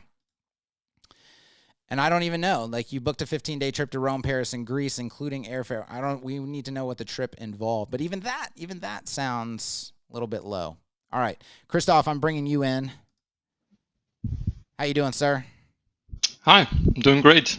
How are you? Good. But you are somewhat frozen. I'm frozen. Wait a second. Or you're not real. One of the other. Wait a second, I change my camera real quick.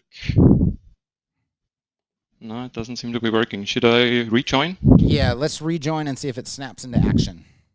Okay, wait a second. All right, let's bring in Andrew. Andrew. Oh, you're just still here. Okay. No, it's all right. I'm gonna bump you so that just in case some people are still trying to get into the green room at the very end, we'll give them some space, okay? Sorry about that.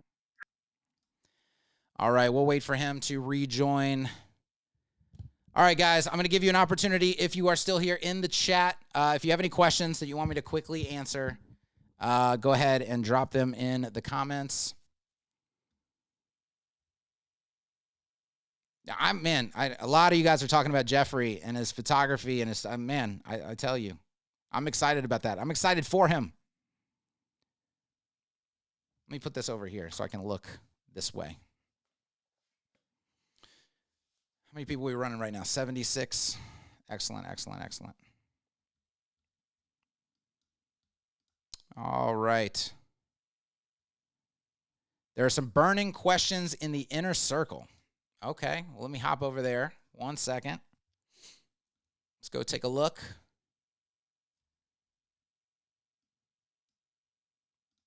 My internet, for some reason, is, or maybe the inner circle site. I don't know. Why don't you type them here in case I can't get over there in time to find them?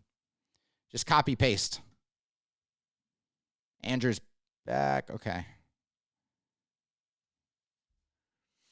Yeah, hit me in the comments. And I know I put on, maybe I should take off slow chat. I put on the slow chat, which like makes it, you can only comment every so often. Probably need to take that off for next time. All right, hold on. I did get it pulled up. Let me see if I can find the actual thread that you guys are talking about.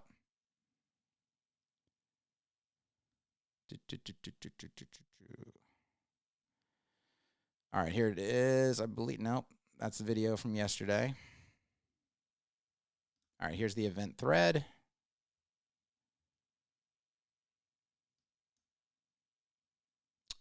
All right, my computer doesn't have a camera attached, so it's not letting me in. Yes, it will. I believe you do have to have both a camera and a mic. What is your outsourcing process? How do you vet freelancers? What is your SOP for outsourcing work? So I don't really outsource a lot. I partner with other people. Like I partner with brand designers primarily. We do, PPC, we do SEO, we do all, I don't outsource any of that stuff. I don't do branding work, and then I don't do UI design, but I do have a network of UI designers who I tap into. And honestly, I treat them as if they were on my team. So they're in Basecamp, like as part of our team, and I leverage them. We get projects in, I sell the projects, I sell every process of the project. So it's not a situation where I'm saying, I tell them we don't do branding, per se, but we do have really great brand designers that we partner with. And instead of sending them to the brand designer to have another separate conversation and a separate contract and a separate all of that over there, I simply sell them the branding that I know that my people, my network are going to be able to deliver on. And then so they pay me, and then I pay those people.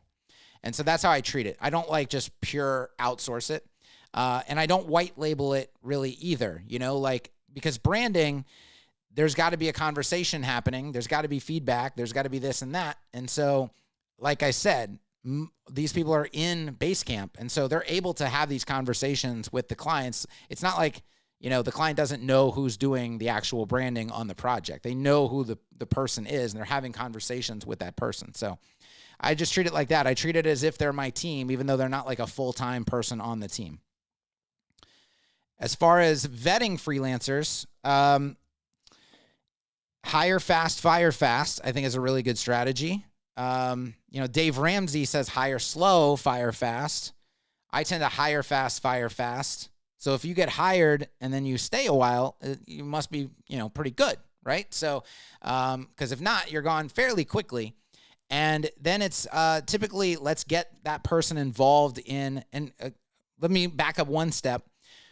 I mentioned this in the very beginning, that I made the mistake early on of hiring people that don't have skills, thinking that I can give them the skills and train them, and then we go from there. It's much, much, much, much, much better to hire people that already know what the hell they're doing. Now, if they don't do things exactly like you do, it's okay. As long as they have the right personality and they're flexible, they can start to do things the way that you do it, and you have SOPs and you have processes in place, all this stuff, okay? It's all going to work out.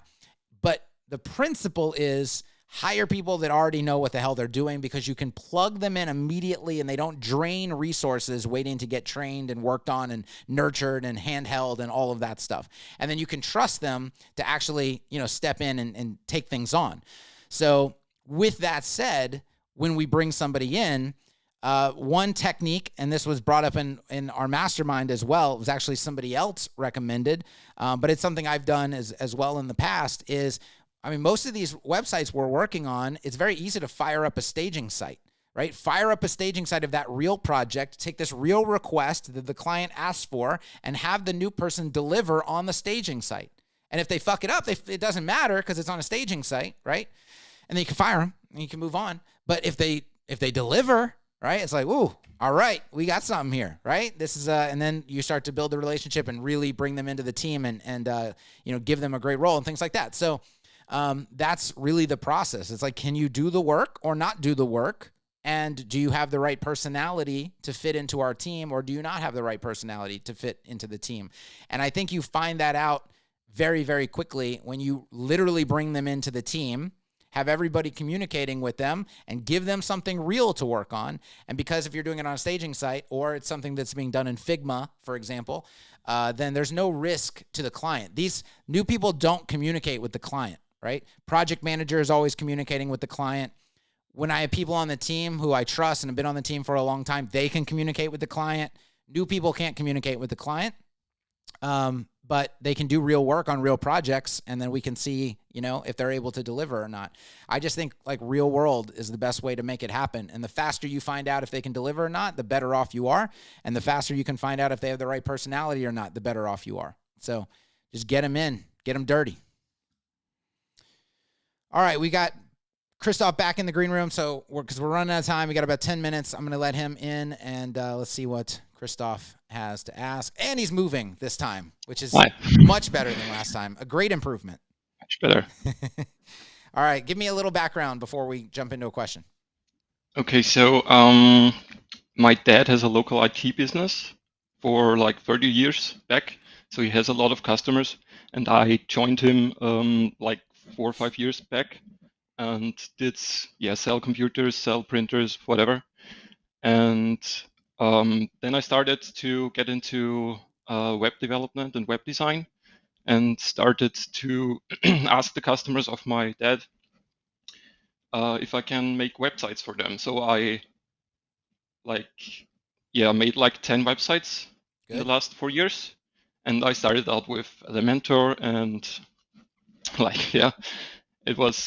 it was bad. I didn't really like it, and so I quickly switched to Oxygen, and found your channel and found Automatic.css, and now I have like 3 websites waiting to be done, and customers are happy. And so with these initial 10, let's talk price points. Were they free? Were they low price? Where were we at here? Yeah, the first like 5 websites were like $500. Okay. They were pretty small websites, but yeah, I didn't really know what I was doing, and I think they were not very not more worth than $500, to be honest. Well, yeah, you got to start somewhere, right?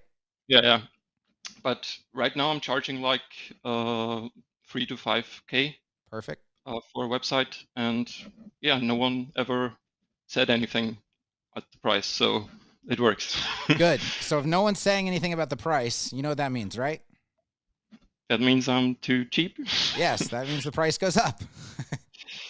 Yeah, I think I'm doing a much better job than our local agencies, because some of our customers had websites from those local agencies. Yep. And they were not happy, so they came to me, and now they're happy, and they were like charging $8,000 to $10,000 or euros. And yeah, so I know I have to go up with the price, but yeah, pricing is also the thing I want to talk about, and billing, and because I have a hard time like telling the customer to pay everything up front. So I tend to be like, yeah, it's like $3,000 to $5,000, and you can pay me afterwards or monthly, and I just bill them the hourly rate that I have and the work that I really spend on the website. And of course, if I have my designer work on this, I also bill him the work that he does. And yeah, I just want to know, how could I approach the customer and how to get them to pay everything up front, or what's the best way to get paid, really? Yeah, that's a good question. Really good question. Very important topic. A lot of things that people classically make mistakes on here. And it's an easy fix, honestly. So do you do a proposal of some sort, or like, is this all just done casually by email? How's this working out? It's pretty casual because I mostly know the customers, so it's like really close relationship with our customers, and my dad and I, we do their computers and all of the other stuff that we offer them. Yep. And so it's more like they are sold to so it's like I get it. So I don't have to do much. They say Right. yes immediately. You know. Yep. So I don't have to really. So you can propose keep it. You anything can keep it casual, no problem. Like, I'll sell through email all day. It's if I don't have to make an intricate proposal, then I can just shoot some emails and get the job. I will do that all day long. So if that's what you're doing, that's perfectly fine. The key is just how you're positioning the pricing and the payment, the billing, right? So you're going to give 3 different options. That's what I always recommend. Give the person 3 different options for making the payments. So you can pay in full upfront. And if you do that, you get a bit of a discount. You get like 10% discount. And that's, on a sizable project, on a $20,000 project, I mean, that's fairly significant, On a $10,000 project, a lot of people would think that's fairly significant. It's amazing. It's worth it to me to give that discount because you don't have people who you have to chase around for payments. You don't have projects that get delayed because you're chasing around people for payments. You can focus more on being the actual designer and developer that they hired rather than being a billing department, right? If I have to be a billing department with all my clients, that's less time that I can spend being what they hired me to do. And then you also have the money up front to bring in the team that you need. I actually had this conversation with somebody just yesterday on a coaching call. So they were asking about website as a service, like just sell them a subscription and you don't even pay they don't even pay for the website. They just pay for the subscription forever and on and whatever. But it's like $200 a month, $300 a month, $400 a month, something like that. And I will do a whole breakdown on website as a service versus the classic model of pricing. But one of the fundamental problems of website as a service is you don't have money to pay anybody to help you build the sites you're selling, right? Because you're only getting $300 at a time. So it's really nice to have a $10,000 project or a $15,000 project. And it's like, here, $15,000 right in your bank account. Okay, amazing. This guy over here can help me. This guy over here can help me. This girl over here, she can help me too. And now I have the money I need to make the project happen on the timeline that we promised and to the quality that we promised and on and on and on. So if you can get paid up front, even if you have to get a discount, it's well worth it to me. The second option is a very important, and it changes from project to project, but it's a very important concept. It's based on the timeline of the project. So if this is let's say a 2-month website project. You promise the person, hey, we're going to deliver this website in 2 months. Guess what? The second payment option is 2 payments. Okay. So you can make 1 payment up front, or you can make 2 monthly payments. Why is it 2 monthly payments? Because we're going to deliver it in 2 months. And by the time we deliver it, you're going to be paid up, right? So that's the second option. You get no discount. That's the standard pricing option. If it's a 3-month delivery, then the second option is 3 monthly payments. It just matches whatever the delivery timeline is, okay? And that's all fair. Everybody can see this. I pay as I go. It's going to be done in 3 months. So I'm going to make 3 payments. But here's the other caveat of option number 2. It is 3 monthly payments of this amount. It is not 3 milestone payments. We're not doing milestones. This is not a thing, okay? And I've said this in multiple inner circle trainings. Do not, and if you're listening on YouTube, do not do milestones. Stop doing milestones. You lose all of your leverage, and it puts the onus on you that it's like, you're hiring me, but you don't think I'm going to deliver? Why would you hire me if you don't think I'm going to deliver? That doesn't make any sense, because milestones are all tracked to, if you hit this milestone, then I'll give you some more money, right? I'm going to hit all the milestones. That's why you're hiring me. That's why I do what I do. I do this every day. So why is me getting money based on hitting milestones? We're going to get this done in 3 months. You're going to make 3 monthly payments. It's much more likely that you ain't going to pay me than me not hitting milestones, Okay, so that's kind of the attitude. Not, you don't obviously don't communicate it like that, but internally that's the attitude that we have to have. Is we're professionals, right? So we're going to get this done in 3 months. You're going to make 3 monthly payments. That's it. And by the time you're done with the third payment, we're going to be done. Now, and because here's the thing with milestones, 90% of the time, it's not the developer missing the milestones. It's the client. The client is not available to give feedback. The client won't give you something that you need. The clients, so why they're incentivized, by the way, if they don't have a lot of money, if their cash flow is poor, right? They're incentivized for the project to not hit milestones because they know they don't have to pay. So they can string out a project for a year. So how is that fair to the professionals doing this work? It's not. So no milestone payments. If it's 3 months, we make 3 monthly payments. All right. So you have option 1, pay in full, 10% discount. Option 2, 3 monthly payments, 2 monthly payments, for whatever the timeline is. Option 3 is like the financing option. Okay. You can pay me well after I've delivered something, but it costs extra, right? This is not a charity, right? If you went to a bank to get a loan, right, there's going to be an interest rate, right? There's risk to me that I give you a website, we put it live, and then you're promising to make 6 more payments, okay? That's a risk to me. And I have to become a billing department. I've got to have somebody keeping track of, are they paid up? Are they late? How do we go after them? All that kind of stuff. So it has to cost more. So if you get a 10% discount for paying in full, you pay 10% extra if you want it to string out for on and on and on into eternity, however many payments they want. And I would make it based on their budget. You have in the conversation, what they're going to be able to afford. So if you can make it 6 payments, make it 6 payments. If it's 12 payments, make it 12 payments. I really wouldn't go much beyond that, but that's their third option. Their third option is you deliver all the things that I asked for, but I don't pay you. I'll pay you like later. I'll pay you in little pieces, on and on and on. So they can do that. It's fine, but it is a risk to me and our agency. So it has to be a little bit extra on the pricing side of things. So you give them all 3 options. You give them 2 different payment numbers, right? So like on the let's say it's going to be a 3-month project, so 3 monthly payments. So you give them what the monthly amount is going to be, but also show them the total. And then you're obviously showing them the total of option 1, which has the 10% discount. So they see that's the least amount of money. And then on the 12-month, again, you're giving them, here's how much you're going to pay per month, but here's the total that you're going to pay. So that they see at the end how much extra that option is going to cost. And then you just have them choose which one you want. I mean, if you've pre-sold them on the project and they're already kind of ready to go, what you'll find is that 60% will pay up front. And some people listening will be like, that sounds absurd. That sounds impossible that people would just pay $15,000 up front. 60% will pay up front. If you're positioning this right and you've had the right sales conversations with them, they trust you. They're actually hiring you as like a consultant expert, not like a pixel pusher. Okay, it will happen.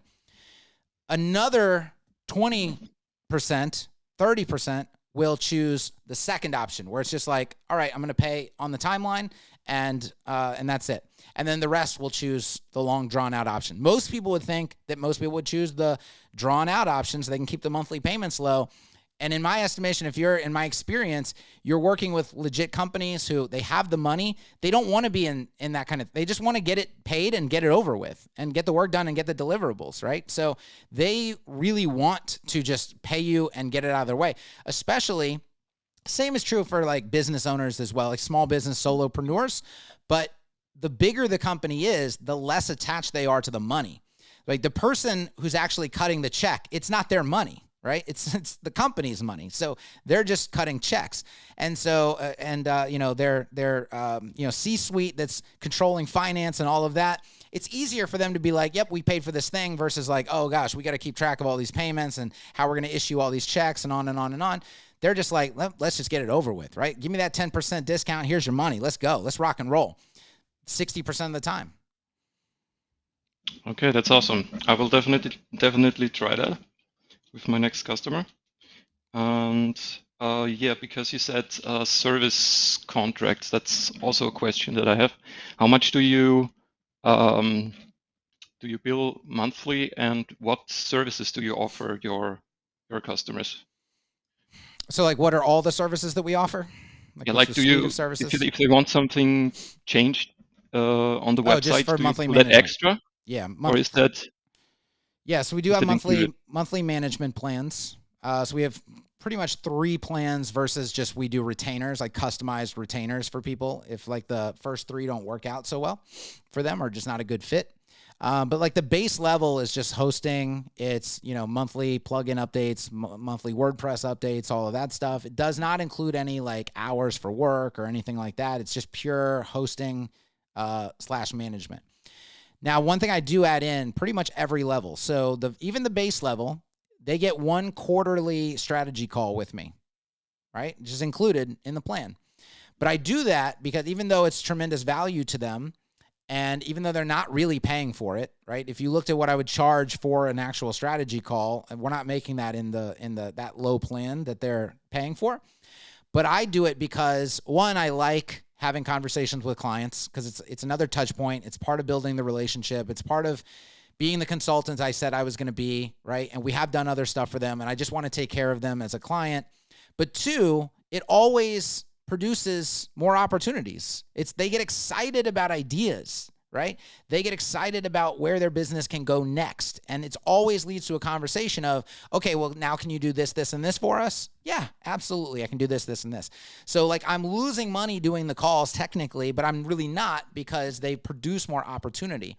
And that's something I don't see a lot of people doing in their monthly management plans is like giving that kind of more higher touch, personal consultancy. They're just leaving that out. I think a lot of people leave it out because they're like, well, I'm not getting paid to do that, so I shouldn't do that. But I think also a lot of people are in a position where they're like, I don't really want to talk to people. I just kind of want to be behind a computer doing my thing. And that is harming, if that's kind of your the way you're thinking about it, dramatically harming the business. So I would say include that on every package. Then the middle package has a few more options on it, and it has like an hour or 2 of actually just doing edits, and it's listed out what it includes. If you want to add a new page, that's not included, right? If you want to just change some content, swap a photo, fix a link, whatever, all that's included. But like adding new stuff to the website, not included. Add a new form, not included. All that stuff gets scoped separately. And then the top level package just adds a few more hours, but it adds other things like advanced analytics tracking. We build an agency analytics panel for them. We do a bunch of other stuff involved there. But really, it's if they're doing a lot of ongoing structural work, like which is involved with SEO a lot of times, maybe involved with PPC because there could be a lot of focused landing pages need to be created, a lot of copywriting needing to be written, content marketing. All of those things fall into we're building custom retainers for these people because they're not going to fit into a standard like monthly management package, if that makes sense. That makes sense, yeah. Okay, so thank you for those informations. You are very welcome. And one last thing. Yeah. I'm also the developer of Plaster, if you heard of the plugin. Yes, that's you. Okay. That's me. And I wanted to ask you if you want to try it or if you have tried it yet. I do want to try it.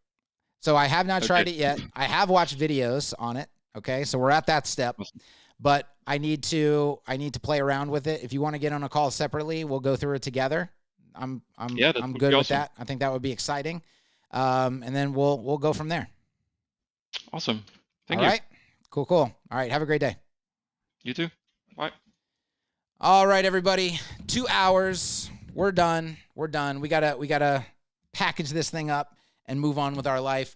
If you found value here, if you liked this experience, the only way to get me to do more of these experiences, even though I do really, really enjoy them and I would just do them for fun, we need to do them for likes. We need to do them for subscribers. We do need to grow the channel, right? We need to reach more people. So go ahead and hit like, share this stuff around, anything that you can do to help, right? If you want to see more of this stuff. And I will say this, participation. So if you are in the inner circle, like you saw, there's people that are going to get on these calls, okay? You can tell they're nervous. You can tell, but you know what? They're actually doing it. They're actually clicking the link. They're actually participating. They're asking questions. They're getting value. And that's what's going to make this show, right? So we need people who are just going to be like, you know what? I am nervous. I'm going to do it anyway. You know what? I am intimidated. I'm going to do it anyway. You know what? I am, whatever the excuse is, all right?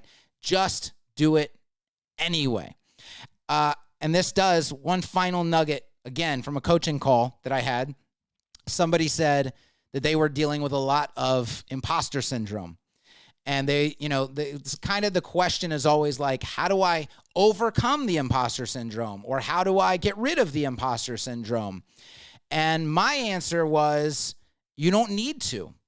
Number one, you're going to feel like an imposter at every single level. So even though you don't feel like an imposter here necessarily, anytime you try to level up, you're going to feel like an imposter. I'm a football fan. College football athlete. I guarantee, like, they're amazing at college. They could be a Heisman Trophy winner. They get to the NFL, they feel like an imposter for a little while until they start to prove, oh shit, I can do it at this level too, right? And then they don't feel like an imposter anymore. So there's always going to be imposter syndrome to deal with. If you're in the very early stage, it ain't going to go away the minute you sign a $10,000 project. Because when you go to the $20,000 project, it's going to come right back. So what I say about imposter syndrome is feel like an imposter. Who cares? But you still got to do the work, right? Because the only way to get past it is doing the work. You can't train your way out of imposter syndrome. You can't practice your way out of imposter syndrome. You can only do the work, right? And just prove that you're not an imposter. And if it turns out, if you do a project and you blow it, right? Oh, I guess you're an imposter. Okay, so what does that mean? Well, it doesn't mean you're like cheating people. It doesn't mean you're a bad person. It means you need to go back to the drawing board. You need to practice more. You need to go down a level, okay? They come up to the major leagues in baseball. They don't cut it. They go back to the minor leagues. They keep practicing. They keep working. They get another opportunity. Okay, let's see what we can do now. Right? So that's all that happens. So you blow it on a $20,000 project. Okay, don't price the next one at $20,000. Take a smaller project, go back to 15, go back to 10, work on it more, get better at it, and then come back and do a 20 again later. Right? Now see if you can knock the 20 out of the park. And so it really doesn't matter. If you're dealing with imposter syndrome, I just say, good. Feel like an imposter. Just don't let it stop you from actually doing the work. Right? You've got to take the next step. Doesn't matter how you feel. Okay? So that's my final nugget. Thank you, everybody, for joining. And again, Inner Circle, digitalambition.co/Inner Circle. If you want to join, that's the only way to get in right now to be in the green room and to be able to participate in the actual show. I'll be back in 2 weeks, and I'm feeling the vibe. I'm feeling like this may be weekly very, very soon. That's all I'm going to say. All right, guys, peace. I'm out.